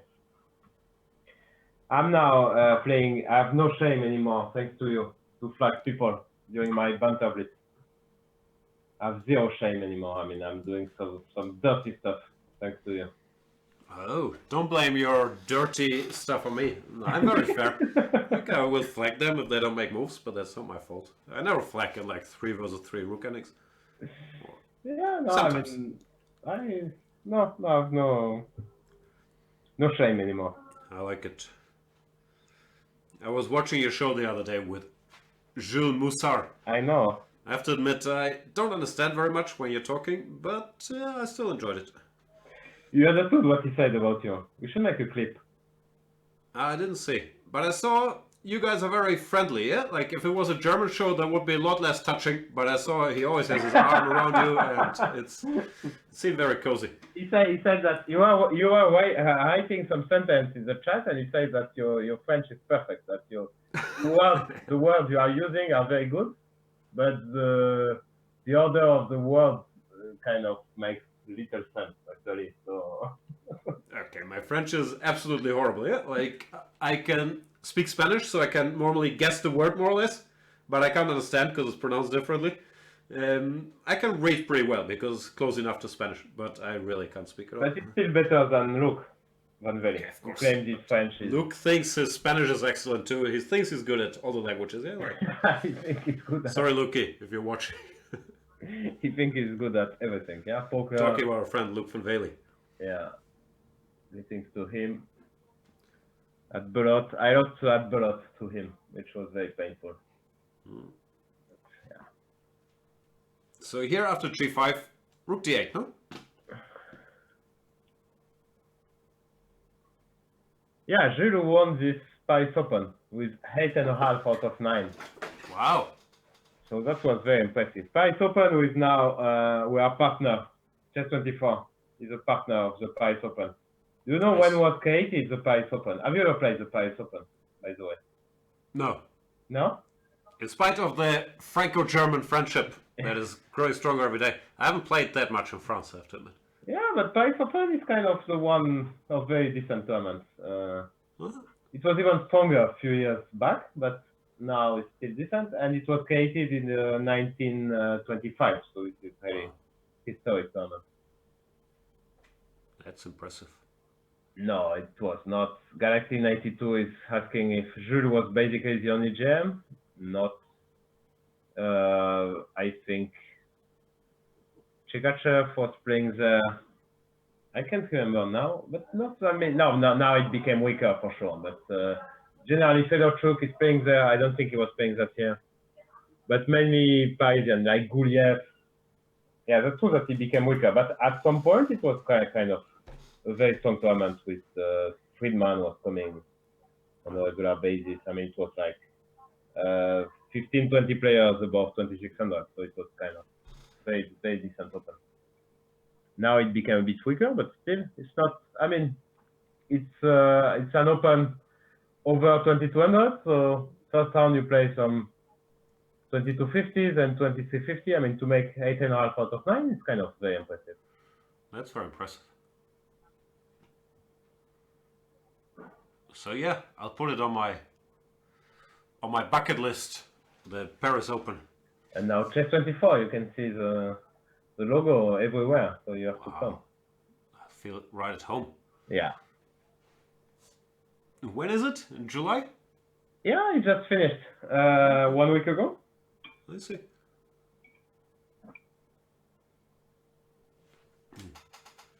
Maybe next year. So let's sum up. We are covering the Dortmund Sparkassen Cup, which is one of the two super tournaments on German soil. For a long time, it was the main tournament in Germany. In recent years, I think the Grenke Chess Classic has become a little stronger because, yeah, Magnus Carlsen, Fabiano Caruana, those guys are playing in there. But Dortmund still has a lot of tradition, has been won by Vladimir Kramnik 10 times. This is the first year without Vladimir Kramnik, who has retired from classical chess, as we know. The tournament still going strong, has two of the strongest German players, Livio Di Ternispiano and Daniel Friedman, and the qualifier Kaido Kaulatz from the Aeroflot Open, then some invited players, Jan Nepomniachtchi, Temur Rajabov, Lenia Dominguez, and who am I forgetting? Radek Wojtaszek and Richard Rapport. Yeah. So that's the field. The 6 of 7 rounds is getting played today. And if Dominguez were to lose this game, the tournament would be wide open. But that's no longer happening. It will most probably be a draw. But now, if anybody is better, it is white, as Laurent has pointed out earlier, with his pass big pawn. And if Dominguez draws or wins this game, he will keep the lead in the tournament. And let's face it, it's a bit weaker this year as well because there is this FIDE Grand Prix in Riga, and also Zagreb just finished I don't know, 2 weeks ago. So people, I mean, elite players have a very busy schedule. So in general, they have and it's a very interesting field and very, very strong field, but they have an even better one in previous years, with really high profile player mixed with some Germans. You used to play there, actually. I played twice. You could argue I had both my best and my worst ever tournament in Dortmund. In 2008, I did great. I almost won it. I scored 4 out of 7. I lost to Leko, which was annoying in the penultimate round. But still, 4 out of 7 as the lowest rated was still a great result. Yeah. And in 2012, I played absolutely horrible and got crushed completely. So I think I had 1.5 out of 9 in the end. It was kind of painful. Okay. So yeah, mixed feelings. It often happens, or you witness it as an outsider in these tournaments. If you have a good start and you're well prepared, things can go well. But if things go wrong, they can go really wrong as well. Yeah, I've that's experienced tricky. both things. Yeah. Yeah, this kind of tournaments as well. When I played some FIDE Grand Prix in France or in this Paris Alekai Memorial, I always managed to do well at the start, and that was I understood that the first 3 games are just so important that you gain the respect from other guys. Otherwise, it's just it can be a Yeah, massacre. both the respect and the confidence. Like, Yeah, if I always finished around 50%, and but I understood that the first game, and you also get in and you get more confidence that you can compete with these guys because it's not exactly.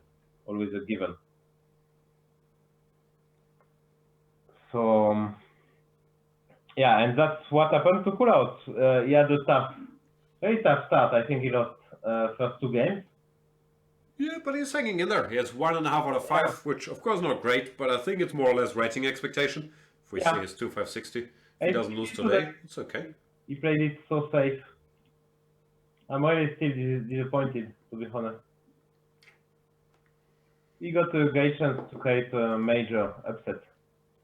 Yeah. So that's really a pity. The question is now, will he get in trouble? No, I don't think so. He played Rook B3, which I think is a good move. Now you have to go Rook D3, I guess. Can't take, can't go Rook F1. How's that? Oh, it looks incredibly passive to me. Yeah. So if I go King E7 or F5, let's go F5. F5 will go F4. Okay, let's go King E7. Okay, King C2. Rook E3. Yes. Ah, okay. Draw is the best I can offer you. King D2, Rook B3, Rook King C2 back. Yeah. That's Yeah. all. Rook F2, I was thinking, but it's too passive. Then your king comes, so that might be worse. Fair enough. No, I think it's just very hard to get in. I mean, black is just not worth. Yeah? Mm-hmm. And he's a It's a very 4 versus 4 rook ending. Yeah, it's hard to be too worse. yeah.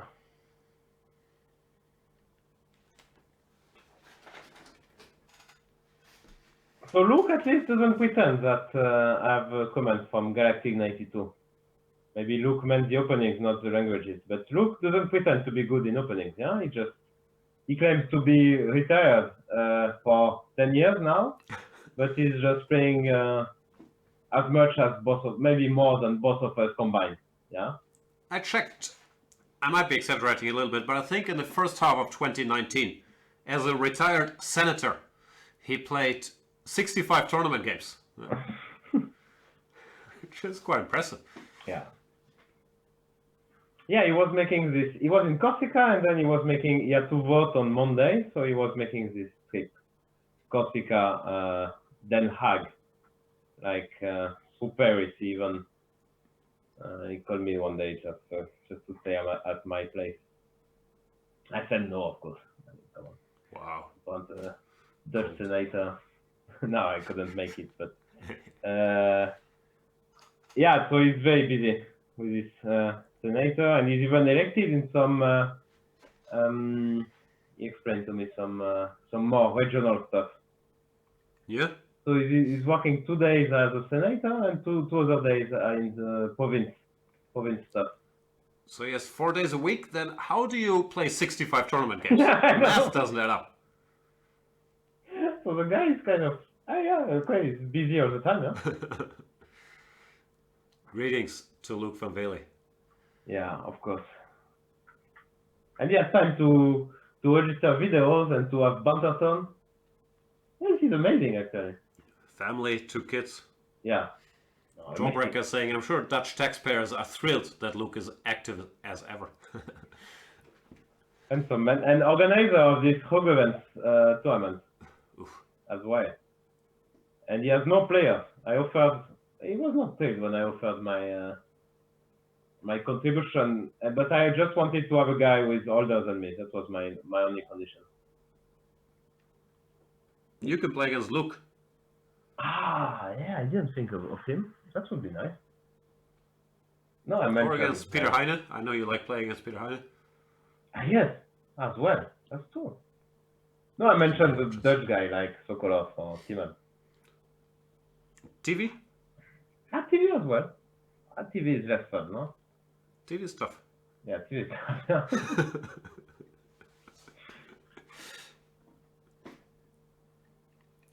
All right. What else are we talking about? Yannick Z is saying, why is Germany ruined by graffiti everywhere? I don't know. Everywhere sounds strong. Like, I don't see a lot of graffiti around, so that might be a small sample size. Yannick Z is saying, Dortmund is in Germany. I was there and was surprised by buildings condition. Can't really judge. I haven't been walking around that much in Dortmund. I didn't really get that impression. But yeah, I have noticed that Germany is ruined by graffiti everywhere. What else is there? I saw a comment about Dutch taxpayers. Yeah, I read that by Jawbreaker. Okay, sorry. Jawbreaker is also saying, Smate's making faces while Luke talking about his party is still one of my favorite Banter Blitz moments. Yeah, that was fun. Geishi Kasha is asking, Jan, can you do one d4 white repertoire against King's Indian series, please? Yeah, I'm thinking about it. I'm not very good at it, but I got interested in this. Maybe you know, this h3 bishop e3 line against the King's Indian. It looks like a nice line, no? Now people start playing it. Yeah, I played it actually like 15 years ago almost, and it's interesting, of course. Just, I'm far from making a series about it, but I've noticed people start playing it, and it wasn't so easy for black to play. Yeah, no. Because these f3 lines have always been around, but I've never really understood them. But bishop e3 looked like it gives you some extra flexibility. I was kind of into it. Yeah, I'm not sure how I think I played it exactly that way. Yeah, so e5, d5. Yeah. And then you just want g4 and... Yeah, a5, g4, I think black is not quite in time, so knight a6 seemed like the most critical. And then, yeah, there's many options, like even this g4, knight c5, f3, stuff like that. It's weird positions, but I get a bit curious. Yeah, this kind of stuff. I had a game with Golod, so that was the game I mentioned when I played it long time ago. After bishop e3, he went c5. I received something. Here... Sorry, go ahead. After bishop e3, he went c5. I took. My point was that now after c5, I think you can still go knight f3. Yeah, that's true. Not sure I should give away the whole future series today. Yeah. But here, after cd knight d4, knight c6, bishop e2, turned out that a3 is still a dangerous line against the Marocci. So I thought not the game of Ali Reza, right? After yeah, exactly. What was it? Queen a5 he played, the guy. Here? No, before. After knight f3, he played queen... No, before knight f3, queen a5. Uh-huh. And now he played... what was it again? System, huh? Must have been some knight d2, cd, knight b3. Exactly. Knight d2, cd, knight b3, queen c3. I think black is better. Yeah. And if you go queen d2, the whole point is to go... Yeah, that's a fantastic game, actually. I mean, queen c3 is a fantastic move. The game was nothing. If you go queen d2, I check that in the game of the day. Queen d2, I just go... is it knight c6? Knight c6, you have d5, so I guess it's not knight c6.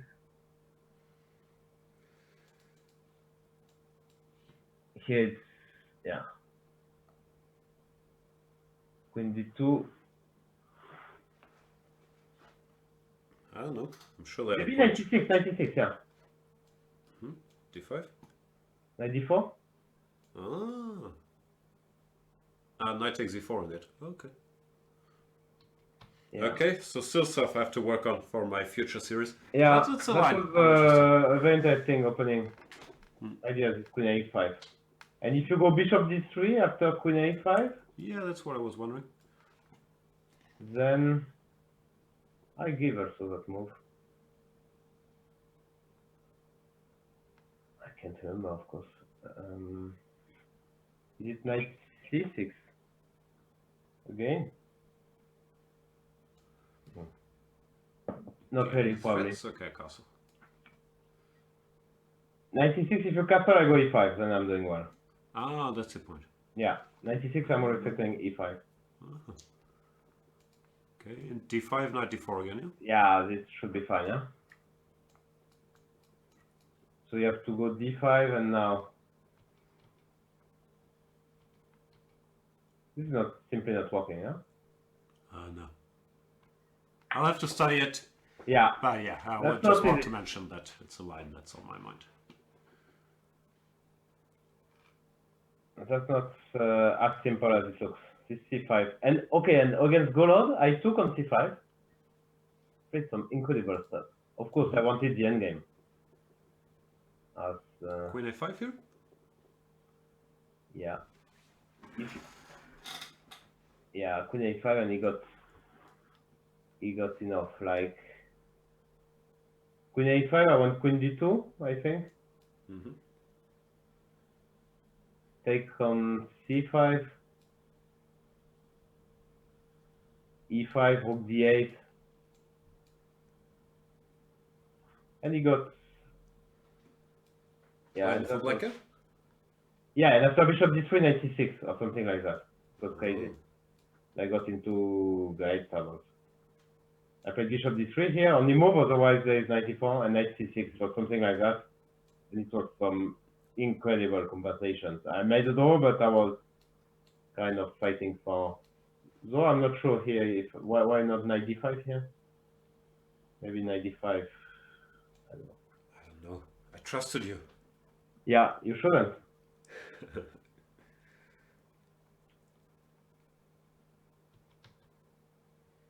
Yeah, this seems not working.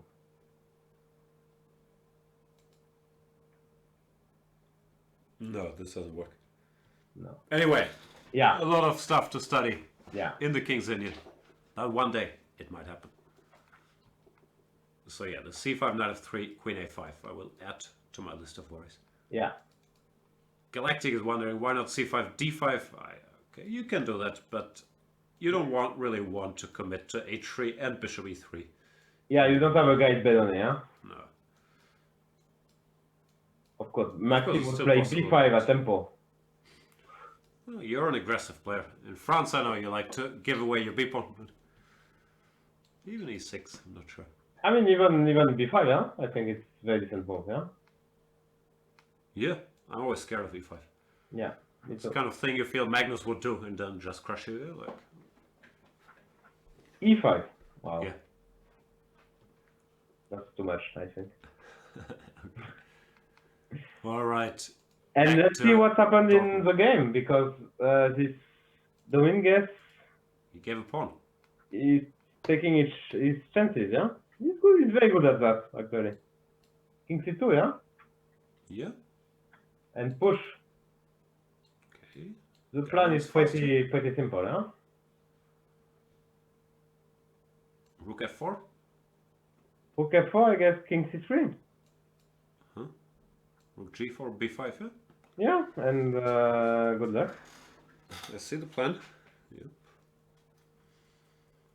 This Does a one? queen? Rook h4, b6, rook h3, Okay, I go with king c4. c4, rook h2. Then take on f8 and rook b1, no? And it's game over. Ah, is it game over?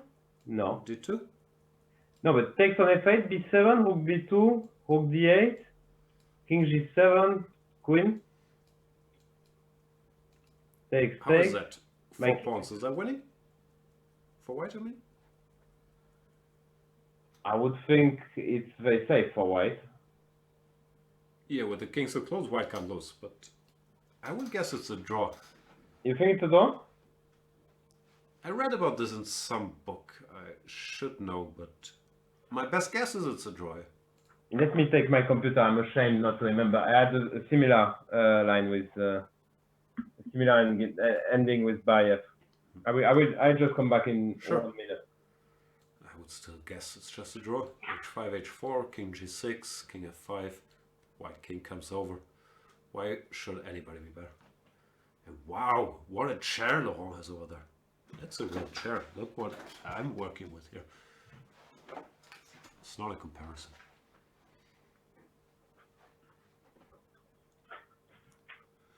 Joe Slime 81 is asking, does anyone know if there will be Riga Grand Prix tiebreaks today? Yeah, we were planning to cover this, but there will not be any because both semifinals are already decided. Maxim Vachier-Lagrave and Shakhmatyarov advanced to the finals, so there are no tiebreaks in Riga. Sorry.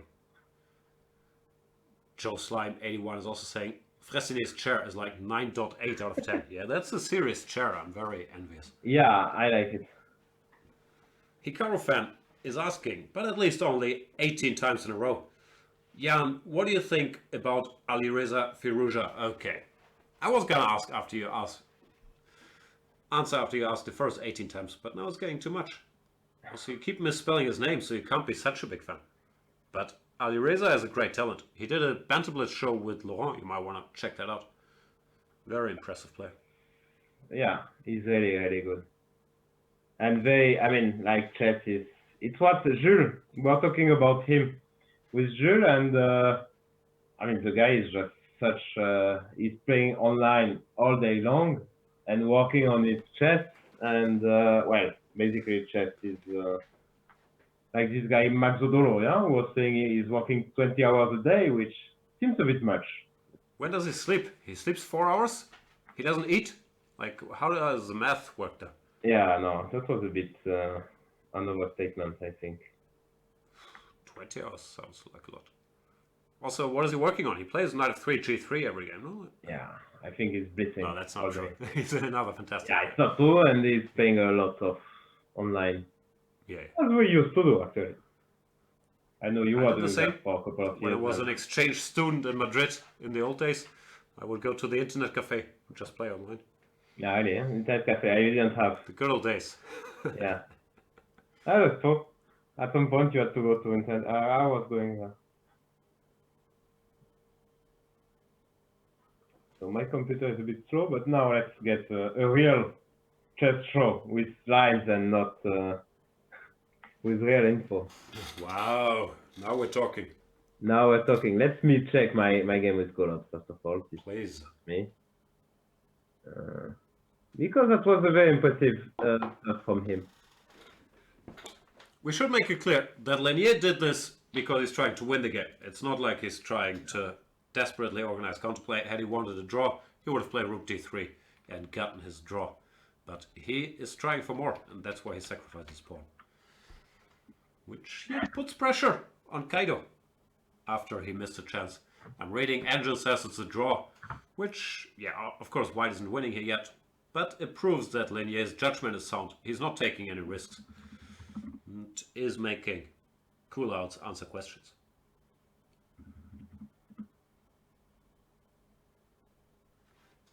Pawn Pusher is asking, was that on dial-up at the cafe, Jan? I don't know, what was it in those days? It was the Easy Everything, I think. I'm not sure if these things still exist. This company, I think they had Easy Jet, they had a lot of stuff. Easy Hotels, Easy Everything, internet cafes. Okay, so I told you, of course, this bishop e3, c5, dc5. Let's have a look at this King's Indian. Ah, sorry. We're back to our King's This Indian discussion. Golod. Here we go, yeah. Queen a5, bishop d3. I don't know what the final. Then Queen a5, I went bishop d3 actually. It was 2006. That's a long time ago. How did it go? Bishop Queen a5, bishop d3, yeah? dc5. Uh-huh. And my simple evaluation that after e5, white was much better. e5, you went knight h5. Uh-huh. I said, okay, come on. g4. And g4, So you you use play the France? rook d8, Uh-huh. knight f3, knight c6. I just castled here. Mm-hmm. I mean, if I take on h5, then there's bishop f5, I think. Castles, knight e5 takes bishop e5, knight d5, knight f6, and it was a go. Mm-hmm. But I was very impressed by his concept. This knight f5, I mean, it's not that obvious. You just give away a piece, and yeah, that was good. I see. I also played Golod once. It was a quick draw. Okay, that's not. And let me see what I lost to Mr. Bayev. Add this. Ah, but it was, yeah. So let me show you what I had against Mr. Bayev Wow. on my computer. I will show you. Can you see? Yeah, but did he have like a king and a rook and stuff? Yeah, he has a king on f3 and rook on a8. Ah, I can't see those. Okay. So it's a draw, yeah? Yeah, I lost, of course, but it's a draw.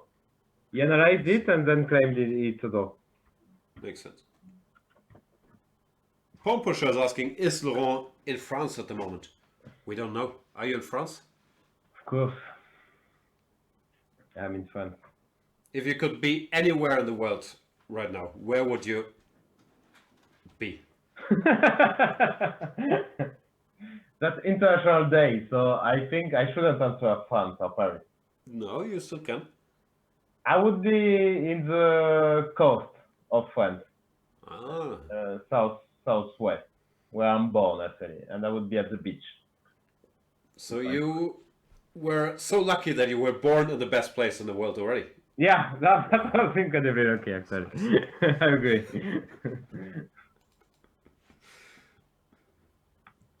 So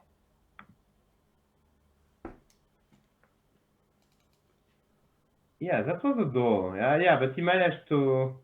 That is actually interesting. Yeah. How did we get this? Let me put this line back on the board. Very, b4, rook it's f4, very. king c3, rook g4. Not forced, obviously. You can also give a check here. But rook g4, b5. What did I do? Rook h4. Rook f8, king f8, b6, rook h3. Here, rook d3 probably wins, but just to show the line, king c4, rook h2, b7, rook b2, something like this, yeah?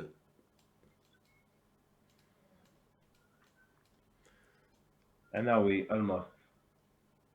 This kind of position. Amazing how it is so similar. So how's black supposed to play? You go h4, or how do you set up your pieces? h4, f6, I mean, e5? I would lose it one more time. Wow. I mean, I have absolutely no clue. But No, I know in general you should prevent. Here. How do you win? No, I think if I have king e5 here, you are in trouble.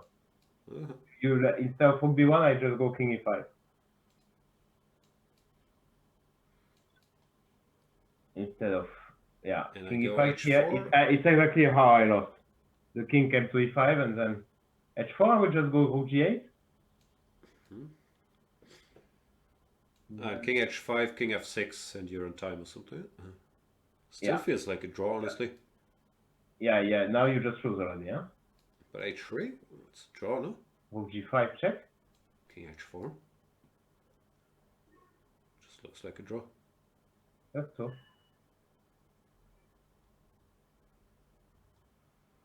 Yeah, this has to be a draw. I guess it depends a lot. Yeah, I mean, just. Yeah, no. Yeah, of course. War of Ideas is asking, what's the red dot at the top? It means that we're analyzing and it's not the game position. So if I have the game position, here, this dot is green. Okay, that's nice. If we're analyzing, it's red. Wow. Like here. If I make this move, boom, not in the game, red. Very impressive. High tech. Tech Jan. Tech Jan. Dutch Defender is wondering, what's wrong with rook f4? Yeah, not much. That's the line we were looking at, king c3. But rook g4 is already very risky then, because then it's very hard to stop this pawn. So maybe the most sensible is to go rook f3 check here. And king c4. Yeah, I was going to say rook f4 back, but king c5, I got a little scared. You just improved my situation, I guess. I don't know. Still feels like a draw. I have 2 pawns already. As long as your king doesn't box out my rook. Maybe I'm wrong. Maybe just takes and b5. Yeah, takes and b5. That's fine. No, but my king is close enough. I'm not losing this. King e7, b6, rook c2, f5 and some counterplay. King, yeah, how do you... Even rook h2 can I take?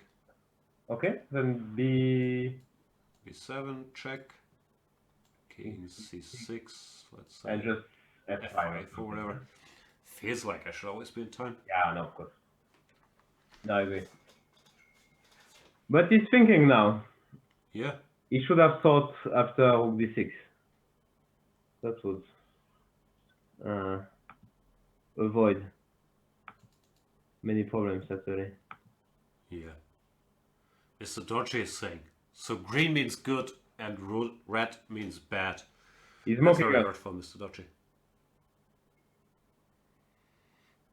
Peter is mocking us as well. Wow. See, What did I miss? Peter. Is he counter-mocking? No, Did we it's mock just him? answer No, we didn't say our anything too Twitter bad, no? hashtag confession time to you and me. Wow. Did we say anything bad? I can never remember. We probably did, but we didn't realize. No, I don't think it was too bad. He's normally upset if we give away Magnus' opening secrets. Did we? Maybe, but he's a bit... he doesn't have the same, let's say, how to say, I don't know, instinct for such, yeah? Than us. I don't know. I'm just happy that he's watching. Or maybe he's not watching. Maybe he I just think saw he's the tweet. watching. I don't think so. He's coming to my banter to play a few games. This is very That's nice. nice. He's a bit underrated, 1500. We should change that, by the way.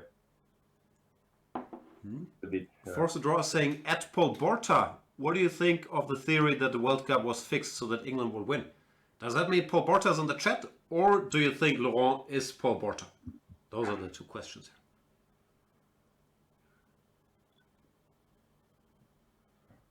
What is the most likely?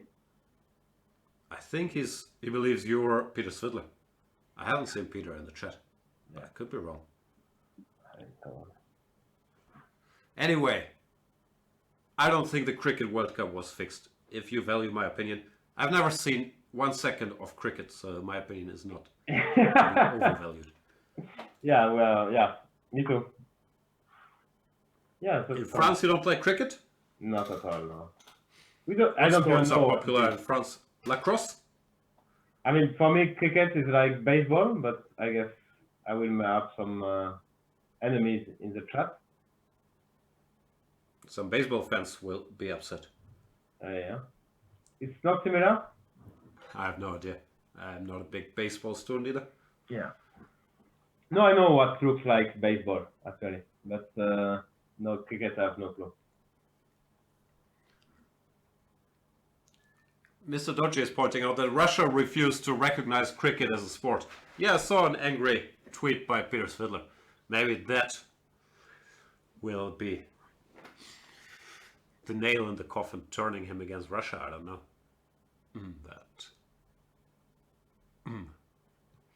I honestly can't judge. Do you have to be athletic to play cricket?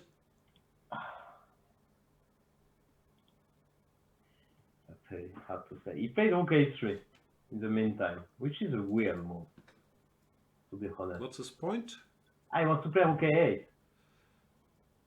Or rook a5, b6, rook b5. Yeah, true. That makes more sense, okay.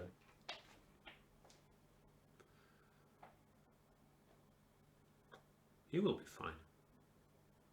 I also think in all these races with 2 pawns I should be okay. Like, let's say rook a8, whatever, takes something. Takes, b6, rook b8. How do you do this? Rook b1, oops, sorry. f5 or something. Why should I lose with black? Yeah, that's true. I think that's always going to be enough counterplay. Yeah, you just come with the kings and push. Yeah. Yeah, that's hard to believe, I agree.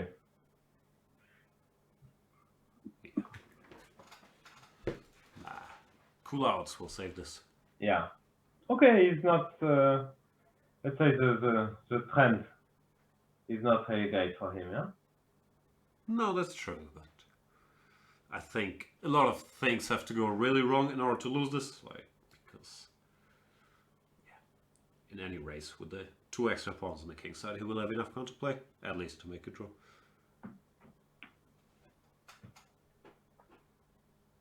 Some concerns that Lenier is trying to lose. No, I don't think Lenier is taking any too big risks here either. Yeah, no, for sure. No, it's always very calculated risk with Lenia. Which after all, I mean, it's 2760, yeah? So this is very high class, I mean. Some moves coming in. By stopping, I mean, didn't play a single rated game in 2.5 years. It's impressive, no? You would think he would be a little washed up or out of practice, but he came back and immediately started crushing in this US Championship, which is not a weak tournament. Yeah, actually, I met like I was in St. Louis commentating this Ivory Coast for the French channel, and we will do it again. By the way, during Paris, you as well in German. We'll do in French, so in Spanish as well. So you can have on Chess24 all the different languages, I think. And then I met Caruana, who told me that he was very impressed by Dominguez because the guy is just working on a daily basis, even if he's not playing at all or planning to play. So that was kind of to find the motivation to work every day was kind of. Yeah, no, I heard this a long time ago already from Leiko. I think they used to work together a little bit, like 10, 15 years ago. That Lenier was a very hard worker, and if Leiko calls someone a very hard worker, you better believe he is a very hard worker. So. Yeah. So yeah, many sources are saying that. I mean, Leiko and Caruana we can trust when they say someone is hard worker, we can trust them, yeah, because they are Yes. themselves quite a bit of hard worker. Right. Yeah, Ika fan is very, let's say, stubborn, yeah? Here's some questions, yeah? Yeah. Answer my questions, yeah? Let's get involved. What do you think of Yobava? He's down to 2596. Wow, I didn't know that. That's low. Yeah, I know, yeah. But I guess he has some problems away from the chessboard as well, yeah? Like Yeah, because it's not his level at all, yeah? no, he's a much stronger player. Yeah, but he's also taking, I mean, he has this very attractive style, which makes that, of course, he will have ups and downs, but his down is a bit too down to be that it's only chess related. No, but yeah, it's true. His style is also very high variance. Yeah, you need a lot of energy because he generates ideas, and if it doesn't work, he doesn't have like a boring grinding style to fall back on you. So he can be 2-7 or 2-6, but yeah, below 2-6 is very low for him, of course. Yeah, no, we also, I mean, we also feel sorry for the guy because he's a very interesting player. I mean, always comes up with interesting stuff, and it's nice to watch his games. Not to go into too much detail, but I do think that chess is not his only passion. You know that? Yeah. I had a funny dinner with him and Rapport in Wyke like a few years back in Viskanzi, and they were discussing openings, and I had my eyes, you know, like kind of popping up every time they were mentioning something. Like their main stuff was c4, e6, knight f3, g5, which I thought was excellent for black. No, they're less nitty than us, yes? Yeah. And that was interesting. At least I couldn't bust it during dinner, so. Sounds good, yeah? Yeah. Dominguez cool out. Some more moves have been made. Yeah. So it's b5, rook a5, takes, rook b1, king e7. His point is after b6, I guess, to just go back to a8. What and after b7, rook b8, we don't even have to sacrifice the rook. The king just comes over. Probably white has enough to make a draw here. but never more. Is it even a draw? I'm not sure, yeah. King e4 you have to go. Yeah. I'm just trying to survive him to get some counterplay here. I don't know. Yeah, probably to draw. King c6, go. What do you do for king c6? Looks like Check. I just take. Yeah, it's Got tricky, yeah? rambling, yeah? Yeah. No, he shouldn't do that. He should bring the king. Instead of pushing the pawn all the way, just bring the king up. I would think so, otherwise you just lose it, yeah? I don't know. No, could have explained very logically.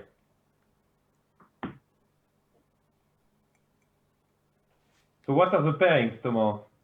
Let's have a look at that Let's find out. to see. I will probably mute myself if I bring up that graphic again, but I can show you and we can watch in silence. So this is Friedman Nepo. Ah, Wojciech is white against Dominguez, so this is an interesting game. Probably that will decide the winner of the tournament. Wojciech has a chance to overtake Dominguez and win the tournament. Assuming Dominguez draws today, which looks likely.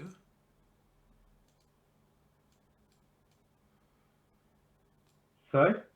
Assuming that Dominguez draws today, which Yeah, seems likely. yeah, which is now almost. But it feels like both these guys are so well prepared that more often than not they will neutralize each other. Like Radek, of course, dangerous with white, but Dominguez is so solid with his, what does he play? Semi-Tarrasch and Berlin. Yeah, Hard to find holes, no? yeah, it will be certainly a semi-Tarrasch, or maybe Wojciech will play one c4. So one c4 maybe, yes. He has no idea against the semi-Tarrasch.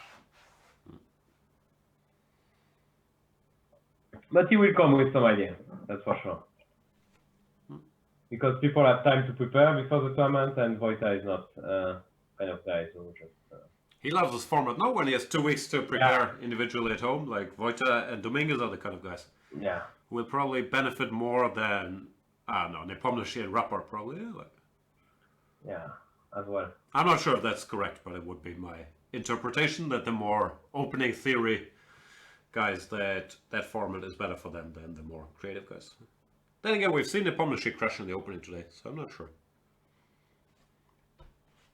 Yeah, I don't know. Yeah, it's hard to say. Yeah. So let's see what he does. So what's your next tournament, Laurent? Before Hikaru-fan asks me about every single chess player in the world, let's talk about you. So my next is the French Championship, of course. I have to take part in the French Championship in August. And then, I don't know. I will probably won't play much till the end of the year. Maybe some league, some rapids and blitz, but that's You're not on the about it. French national team for the European Team Championship? I didn't have any news from the new captain. The new captain is Igor Alexander Nataf. Ah, but he's your friend now? Like, Yeah, he's my friend, yeah. So, but no, I didn't have any news. So let's okay. see. Is it public already, or it's not coming? No, it's not public. Okay. So we don't know what he will do with that. But I was very, let's say, open with what I think of the management of the last year Olympiad, and this we turned down as well this qualification in the World Championship, Team World Championship. Right. So I complained openly, and it seems that some people from Federation didn't like it so much. So I'm not expecting to play there. Oh, okay. But let's Sorry see. to hear. Let's see what Igor will do. And I'm also sorry to hear, no disrespect meant to Nataf, but I think we talked about this even on the air before, that from the outside, to me, it always looked like Mazet was a great coach. Like, you always had a great environment. You could see the guy really working during the matches, suffering and keeping everybody happy. So I was very surprised to hear But that. okay, yeah, he got fired for more political reasons than anything else. Because the results were as well quite decent, because we were playing for medals all the time, every time Maze was there. So that was, the whole story was a bit weird, and now Maxim is not very happy about that. So for sure, he already announced that he's not going to play for the national team, and unfortunately, nobody from the federation is trying to change these things. So this is kind of playing the. I mean, the national team is playing without its best player, without his hope, basically. I mean, without Maxim, it's tough to hope for medal. So that's a pity, of course, but let's see. And I think Igor, with all due respect, of course, I think it's a bit of a weird choice because he's a bit outside of chess. I mean, I didn't meet Igor for a few years already. He's not playing at all. I thought he was retired. He plays some correspondence, I know, but I haven't seen him in the chess world either. He says he's working for. He's a second. I mean, they introduced him as a second of Rajabov, but I think these two That's days a long time ago, no? I think he's not working anymore for Rajabov. Sorry. Yeah, I heard about that, but many years ago, like 10, 15 years ago. I'm not sure. Yeah. So he's very outside of chess and doesn't know the new guys, and I'm not sure he's checking the game. So I don't know. So it's a bit strange to take someone who is completely inactive, actually. I don't know. As a very inactive captain, I wouldn't say that's everything, but yeah, it was just strange to me. But you're not, I mean, it's different. I mean, because you're just making shows, you are following games, for sure. I mean, everyone knows you are following chess, so this is a different story. With Zlatan, it's really unclear what he's doing. No. I just felt there was no need to move on from Mazetovic. Yeah. I'm not sure how involved Maze was in preparation or in the chess part, but it just seemed like he was such a good manager. No, that was not his main part, of course. That's my point. That was not the main part. The main part. It's tough, huh? You know the story, huh? When you are just following the games live, and you are there for 5 hours, and it's tough to work in the evening. And it doesn't sound like it, but it's really sort of a full-time job, even without much chess work, because you make sure everybody is at the bus in time, so then you have to be like an hour early at the bus. Yeah. You go there, you sit there for, let's say, 5-6 hours, you can't leave the playing hall.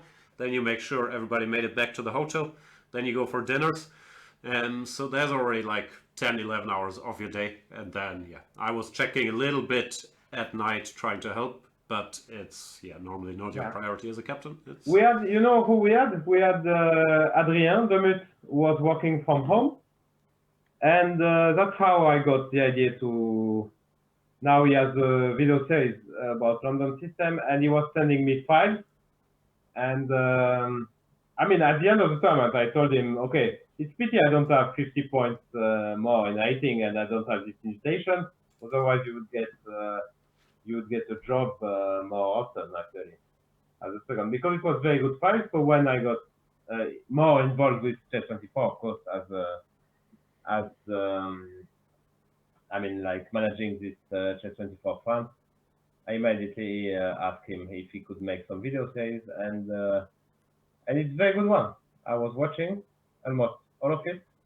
This London system is giving some really reliable systems. Of course, it's not winning for white, but you get you get an acceptable game. 7 hours of video, and you get a very, very playable game.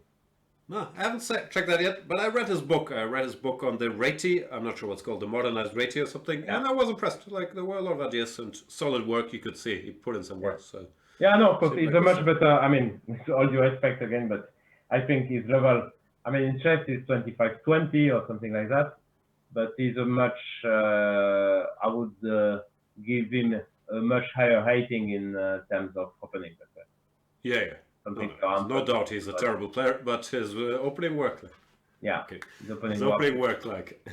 No, I was very impressed during Olympia, so it was good. So Galactic 92 say, but you kept losing to Russia, but at least we have this match. I mean, it's not easy to have the last round match for gold medal. we had, if we would win 2.5 against Russia, we would just get gold medal, a bit by accident, okay, but still.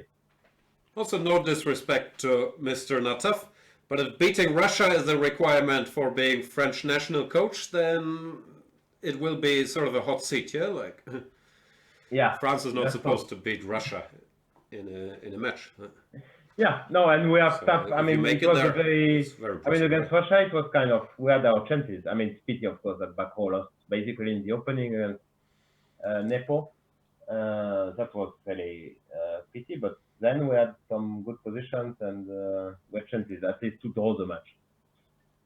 So yeah, that's of course Russia is a very strong team. So to get there is already not easy. We've had that problem, I think, twice during Olympiads. We did well, and then last round, I think the last time I played in 2012, we faced Russia in the last round, which, yeah, we lost, and you finish, I don't know, 11th or some random place. Yeah. Well, of course, if you win, you get a medal, but it's tough if you face Russia, and it's bloody boys sitting there. Yeah, sometimes Anyway. it's better to make a draw the round before instead of winning, yeah? And to Exactly. get a weaker team, and then you finish 6th or something, or 5th, and yeah. I beat some guy on board 4 against Belarusia, and we won 2.5. Yeah. And I was happy until I saw the pairing, and then Russia last round. I thought maybe this wasn't as great as I thought. Yeah. So yeah, the situation doesn't look great. Nobody is trying to solve really the situation with Maxim, which is of course he should play into the team. I mean, if we don't have him, Yeah, sorry to hear that. Not that, well, I'm not aware of the situation in German chess. I haven't been asked since 2012, but I will go with the Dutch team, so I'm very much looking forward to it. I enjoy going to these events. Yeah, so it will be Batumi again, yeah? Yeah. Yeah, okay. Duck TLF is asking, wonder what video series Fressinet will make next? I loved his Berlin series. Oh, thank you. That's nice. I don't know. Me neither. We should talk off air. Sorry? We should talk off the air what you can do. Oh, yeah. Or on the air, I don't care.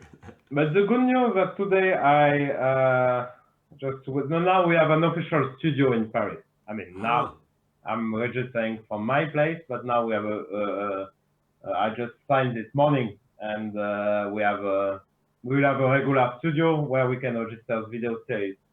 Because Adrien and Romain, they have to come to Hamburg, which is nice, of course, but of course it's Hashtag Franco-German friendship. Yeah, it's nice, of course, but if I can register video series from home, it makes it a bit simpler for me. So we have time to talk about it with you. Great. Now that I can come to Paris and record some series. Yeah, you are now I have a lot of space. You are very welcome to do. I'm looking forward to it. Well, that would be really nice. Let's do it. Maybe we can get PH to roll his eyes at whatever we say as well. Like it's a party. Yeah. We have to get PH to make some video series. You know, the idea was to make. Can I talk about this? Or you won't be happy if I mention. No, yeah. If it's let's not imply PH anymore in things that are public, or he will sue us. You know how he feels about these things. That's okay. Let's see. I don't know. So King E4, Rook B8 on the board. Okay. It's just a draw, no? But I'm starting to worry a little that White could get in trouble. Yeah, I don't think White has any chances, actually. No. But something like this. Let me go back to this. Here. Isn't this just a draw? Rook F1? You have to go Rook F8, I guess? No, I wanted King C6. King C6? 7. Just to take with the rook. No, like this, yeah? No, I meant B7, King C6. Yeah, King C6, I give a check. Same idea. Same idea, huh? Rook C1. Okay, you have to take someday. Yeah, okay, we have to take the king, I agree. Okay. Rook F1, Rook F8, now something. Rook F6 or King E5 should just be drawn. No? Maybe King E5 is better. Okay, rook f6, king c6. Yeah, let me go king e5, not rook f6. Ah, okay. Yeah. King c6, I guess. King f6. Feels like I will eat enough. Still, white has to be precise, yeah? Not black, Linda. Yeah, I saw, yeah. Yeah, but it's a dollar. Yeah. Ah, king g7, you mean, and king... Yeah, but still. Should be a door. I see some questions about World Cup. We are not playing World Cup because we are not qualified. But we were qualified for the Grand Swiss, but no. Not this Yeah, I'm time. not qualified for the World Cup. Happening. The Grand Swiss, yeah, I'm probably not playing. Yeah. Mr. Dodgy is saying, PH really put the fear of God in you guys. We are very afraid. And it's fear mixed with respect. So it's like the right type of leadership. PH is, yeah. He's ruling with fear, but also with fairness. So. I can only... we are afraid. Agree with only to be punished for rightful sins. Sorry. And Laurent is not contractually allowed to weigh in on these things. Yeah, I cannot say anything bad about pizza. Ah, there's many questions. Answer. Yeah, that's true. Ciel Bleu is kind of complaining. If the French-speaking team could read the Chess24 chat a bit more often, they tend to focus on Twitch. That's true. We are focusing on Twitch, but there is not much happening in general on Chess24 chat. I don't know what about you guys, if more is happening on... these days, more is happening for us on Twitch. If you happen to speak French, like me, just check out the shows. And we are always, or I'm always happiest if there is action in the Chess24 chat. Yeah, of course. Because I'm obviously always happy, but Chess24... there's less. And I'm trying to guide people to go to Chess24, but nobody is listening to me. So. Sorry to hear that. Chess24, now in French. Check it out. Bonter Blitz, Partie du jour. My French is not very good. How do you call Banter Blitz? Blitz de divertissement.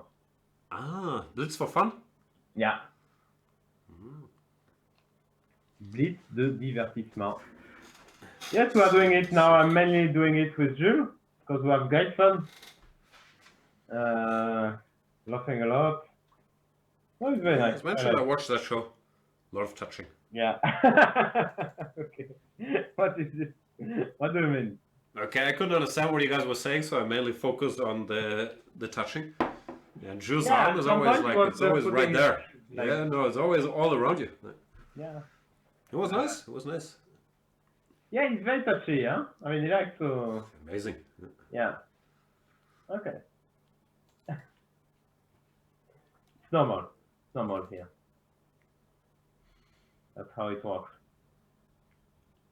I think that's a cultural difference with the Franco-German friendship. Okay, in spite of all the nonsense we're talking, most things are kind of similar in Western Europe. But there is more touching in France. I think that's true. Germans are very cold and distant. France, there is even this, I mean, which is very surprising for everyone else, that if you don't know, or if you meet for the second time a girl, you would kiss her. I mean, which is not normal. Yeah, that would be strange here. Yeah, this is strange in Germany. Yeah. I know. I mean, it's not only in Germany. It's French everywhere else in the world, actually. I mean, the kissing on the cheek is okay, but that you guys kiss with tongue, where you just meet for the second time, we just find strange. No. Yeah, that's okay. Why not? No, I'm not judging. Just cultural differences. So Rook C1 check has been played. Okay. So King B7. Yeah, we will get this. Yeah, Rook F1. Maybe even King E5 immediately. Should be a draw. He will always regain one pawn, and then worst case scenario is 3 versus 2. It's pity he could have made his game very attractive actually, and very, very nice. But he went to this boring endgame. What happened to your sound? I can barely hear you anymore. Okay. Maybe it's fine. I just couldn't hear you well there. It's okay now? Yeah, it's just less loud than it was. I don't know. Maybe it's fine. Tell us, chat. Chess24 chat, please.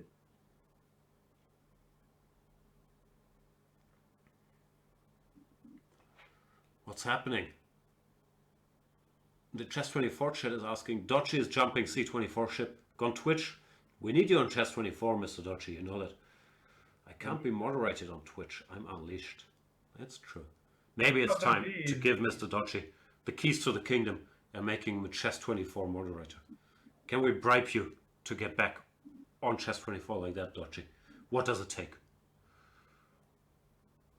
Why we cannot moderate Mr. Dodgy because it's Twitch Prime?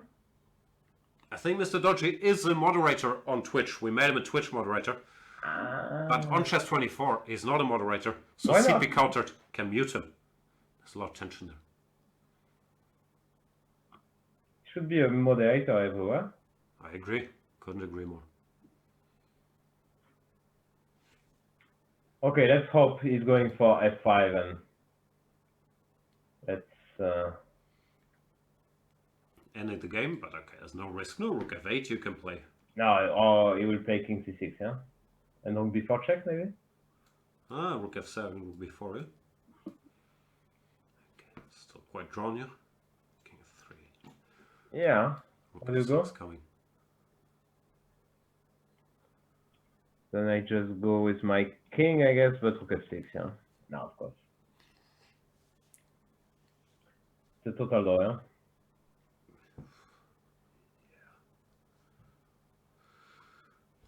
King D5, let's say. Rook F6. I don't know. I'd be capable to mess this up, but it feels very drawn. No, of course not. Magnus might try here, huh? What do you think? I'd be scared. Yeah. No, at least he can take some time and think about it because. No, against Magnus he blitzes out H5, G8, Rook H4, and you feel like, ugh, I missed that. And it's trouble, no? Should be fine, yeah? King G3? Yeah, of course it's a draw, but I'm saying Yeah. there could be ways to freak out here. Yeah, H6, yeah, even. H6, King E5, huh?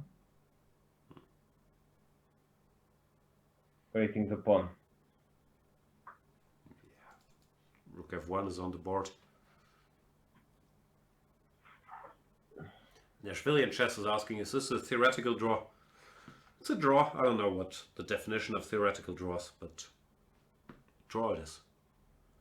Not sure if this position has been published anywhere, which I guess would mean a theoretical draw, but it is a draw with best play. And even with second best play, I think it's fairly draw.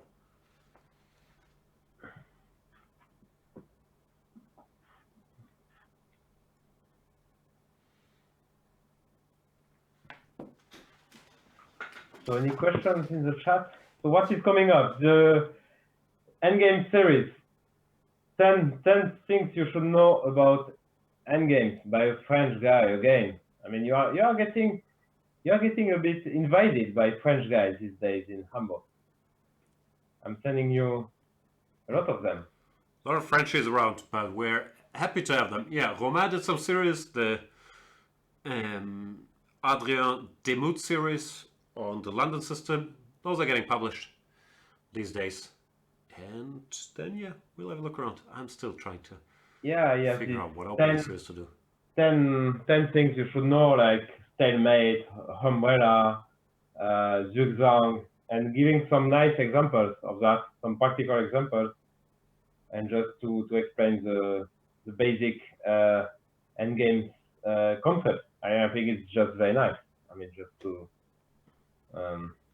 explain. Yeah, I was pushing for that because I'm too lazy to learn like 100 endgames you need to know, all this kind of stuff. But 10 I feel I can do. So always happy to have some new endgame concepts. Yeah, and very, I mean, in a way basic, but you cannot do without it. And examples are instructive as well, so this will be out. Yeah. Duck TLF is asking, will the London system video be translated to English? It's recorded in English even. It's recorded in English and in French. But as we said at the start of the show, Jose is on holiday, so it will be soon, I think, in English as well, when Jose come back.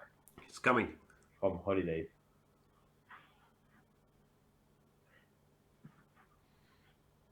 Yeah. Michael Frey is saying, nobody should talk about the London system. I'm an enemy of the London system, but you know how it is. You gotta go with the times. It exists. It's popular. It's easy to play with white. So it should be covered. And the world champion played it with quite some success for, let's say, a couple of years. But that's because he's the world champion, not because of the London system. It gave him, it suited his style as well. That's true. Good card spot everywhere. Yeah, exactly.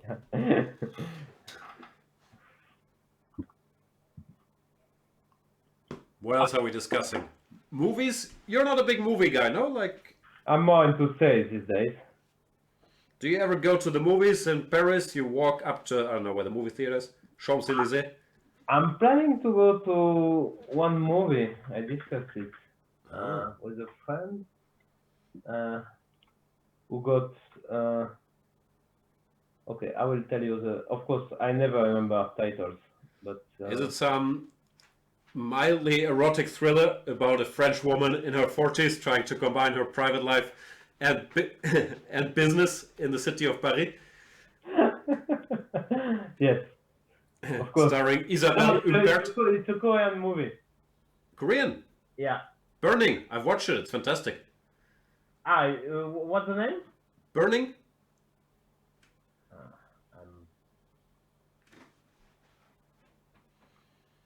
Let me see. It was out not so.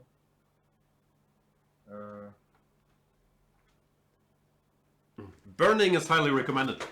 You're looking up yours. That's a fantastic South Korean movie. Burning? No, I was playing it now. It's okay. Just a minute. Take your time. I mean, come on. I cannot. This is what you're saying, Laurent, googling okay. The Lion King. I don't know. In French, it's called Parasite. It's called Le Roi des Lions.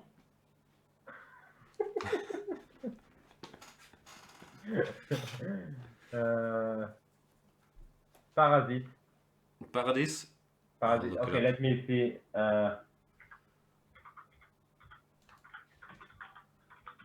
Oops. Here, my googling window was there. Parasite. I can even.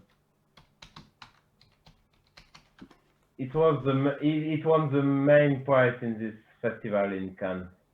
Is that the movie that has Johnny Depp in it? No. I know, that was Vanessa Paradis. Come on, that was a good joke, people. Okay. Okay. Sorry, I didn't get it at all. No, I was happy with myself. Yeah, no, I could see that.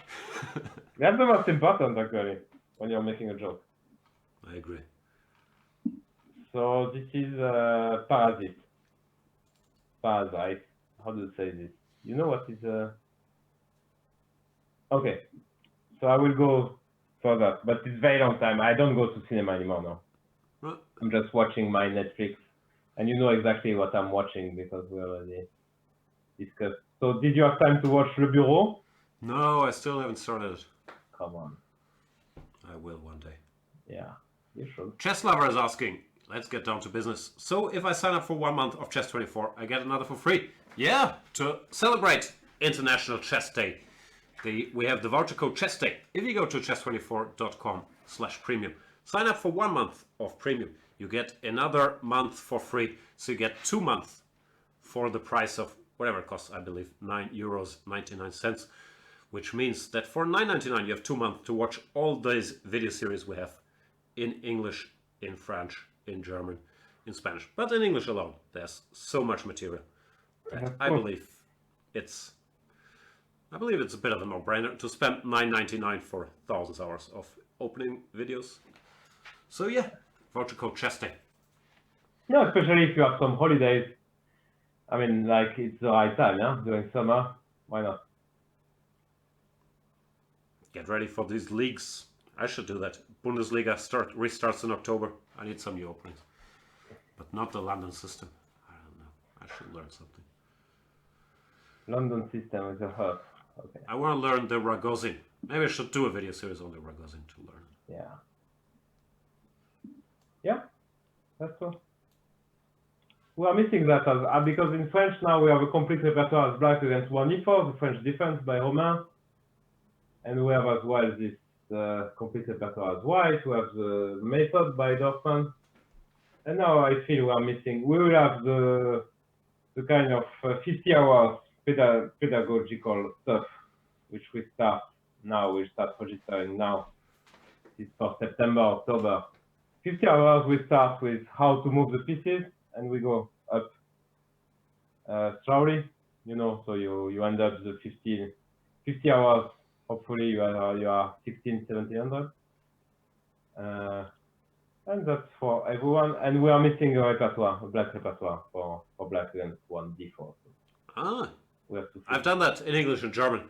You can copy my stuff. It's okay. It's good stuff. This is Vienna, yeah?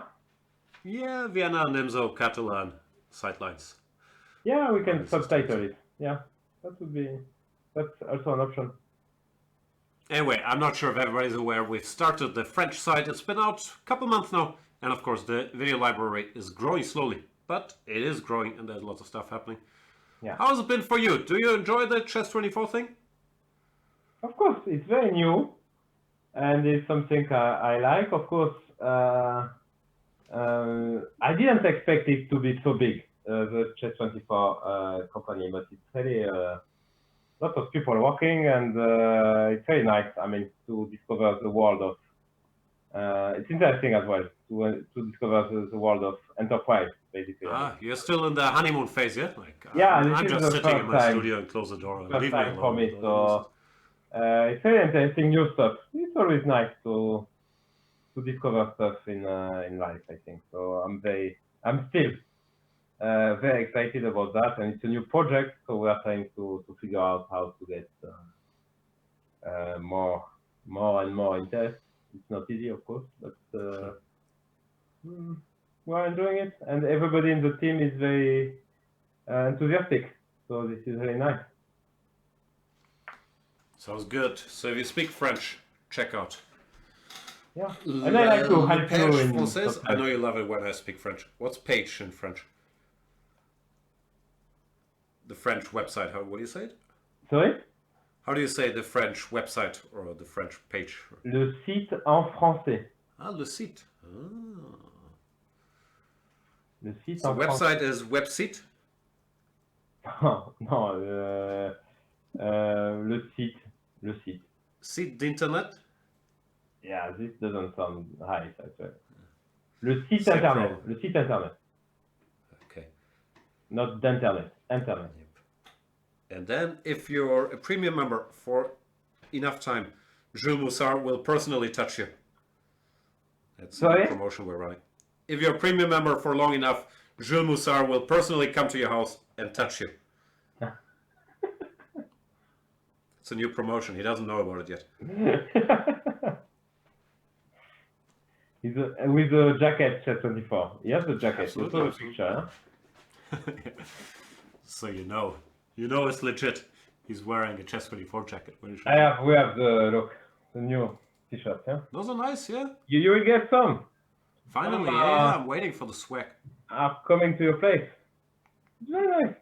Follow for summer. You'll see. You'll feel very comfortable. The jacket, you should come to Paris and try it. That's a very good reason to escape from Hamburg during the winter, let's say. And because I'm always looking for excuses to get out of Hamburg between the month of Especially October and February. Like, Yeah. I'm desperate to get Yeah, over. I know. Okay, so he's giving a check. Our friend cool out? Make a draw already. Come on. King G2. No one's winning this. Yeah, it's not happening, yeah.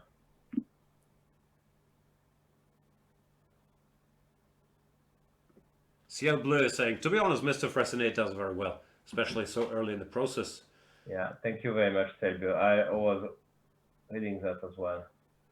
Yep. So And become also a what premium people don't member see. to help us. This is also a way to, you know, to certain thing to remember. There is not so much content, but already you can watch like 25 hours of videos in French, which is not so bad. I mean, for 10 years. But Yeah, and if you speak English, of course, if you're a premium member, you have access to all the English stuff as yeah, well. as well. But if you only speak French, which is not the case of Ciel Bleu and not the case of people listening, so what I was saying was pointless. But still, I mean, if you like to, I mean, just to help also the French S24, I think just it's nice. If you think it's nice, why not? I mean, you just try it and see the video says it's good content as well. I mean, Draw agreed in Dominguez versus Kulouts. that makes us a nice break before the banter, yeah? I need some food. We have an hour, and then we have the banter. Yeah. All right, so let's sum up. Dortmund, the second strongest tournament on German soil, is going into its final round tomorrow. Today, we had some action. The biggest game of the round, of course, was Nepomniachtchi defeating Nispiano in only 19 moves here after Rookie 3. There were just too many threats, so Nispiano just resigned. The other 3 games ended in draws, which means that on the scoreboard, Lenier Dominguez keeps the lead with 4 out of 6. Ahead of Radek Wojciechek, Rapport, Rajabov, and Nepomniachtchi, back to 50% after today's win. Then Friedman and Nisipiano and Kulouts all in minus. Not a giant surprise, but nobody's losing too much rating here. So it looks that, yeah, everything is more or less as expected. Tomorrow we have the top pairing between Wojciechek, who's half point behind Dominguez, trying to catch him. We won't be here. It's not International Chess Day. And frankly, I need a day to avoid getting killed by the family. So it's going to be a nice little bike trip tomorrow. What are you doing tomorrow, Sunday? Me? Yeah. I mean, I will go. I will see my kids tomorrow. There you go. I will mainly chill with my kids. Same here. I only have one, but we'll chill tomorrow. Yeah. So thank you guys so much for chilling with us today. We'll be back in an hour when we will play Battle Blitz on my account. My username is Jan, so you can already challenge me if you want. We will do the usual randomness. I don't know, hand and brain, maybe some blindfold. We'll do whatever nonsense comes to mind. Laurent will be with us all day to celebrate this hashtag International Chess Day. Thank you guys so much for watching. Thanks, Laurent, for joining me. Thanks a lot, Jan. Far away, France. See you guys See you. in 1 hour. Voucher code Chess Day. You have a chance. 1 hour. You can check out chess24.com if you want to help us out. It will help you and your chess and Chess24 on these shows if you go premium.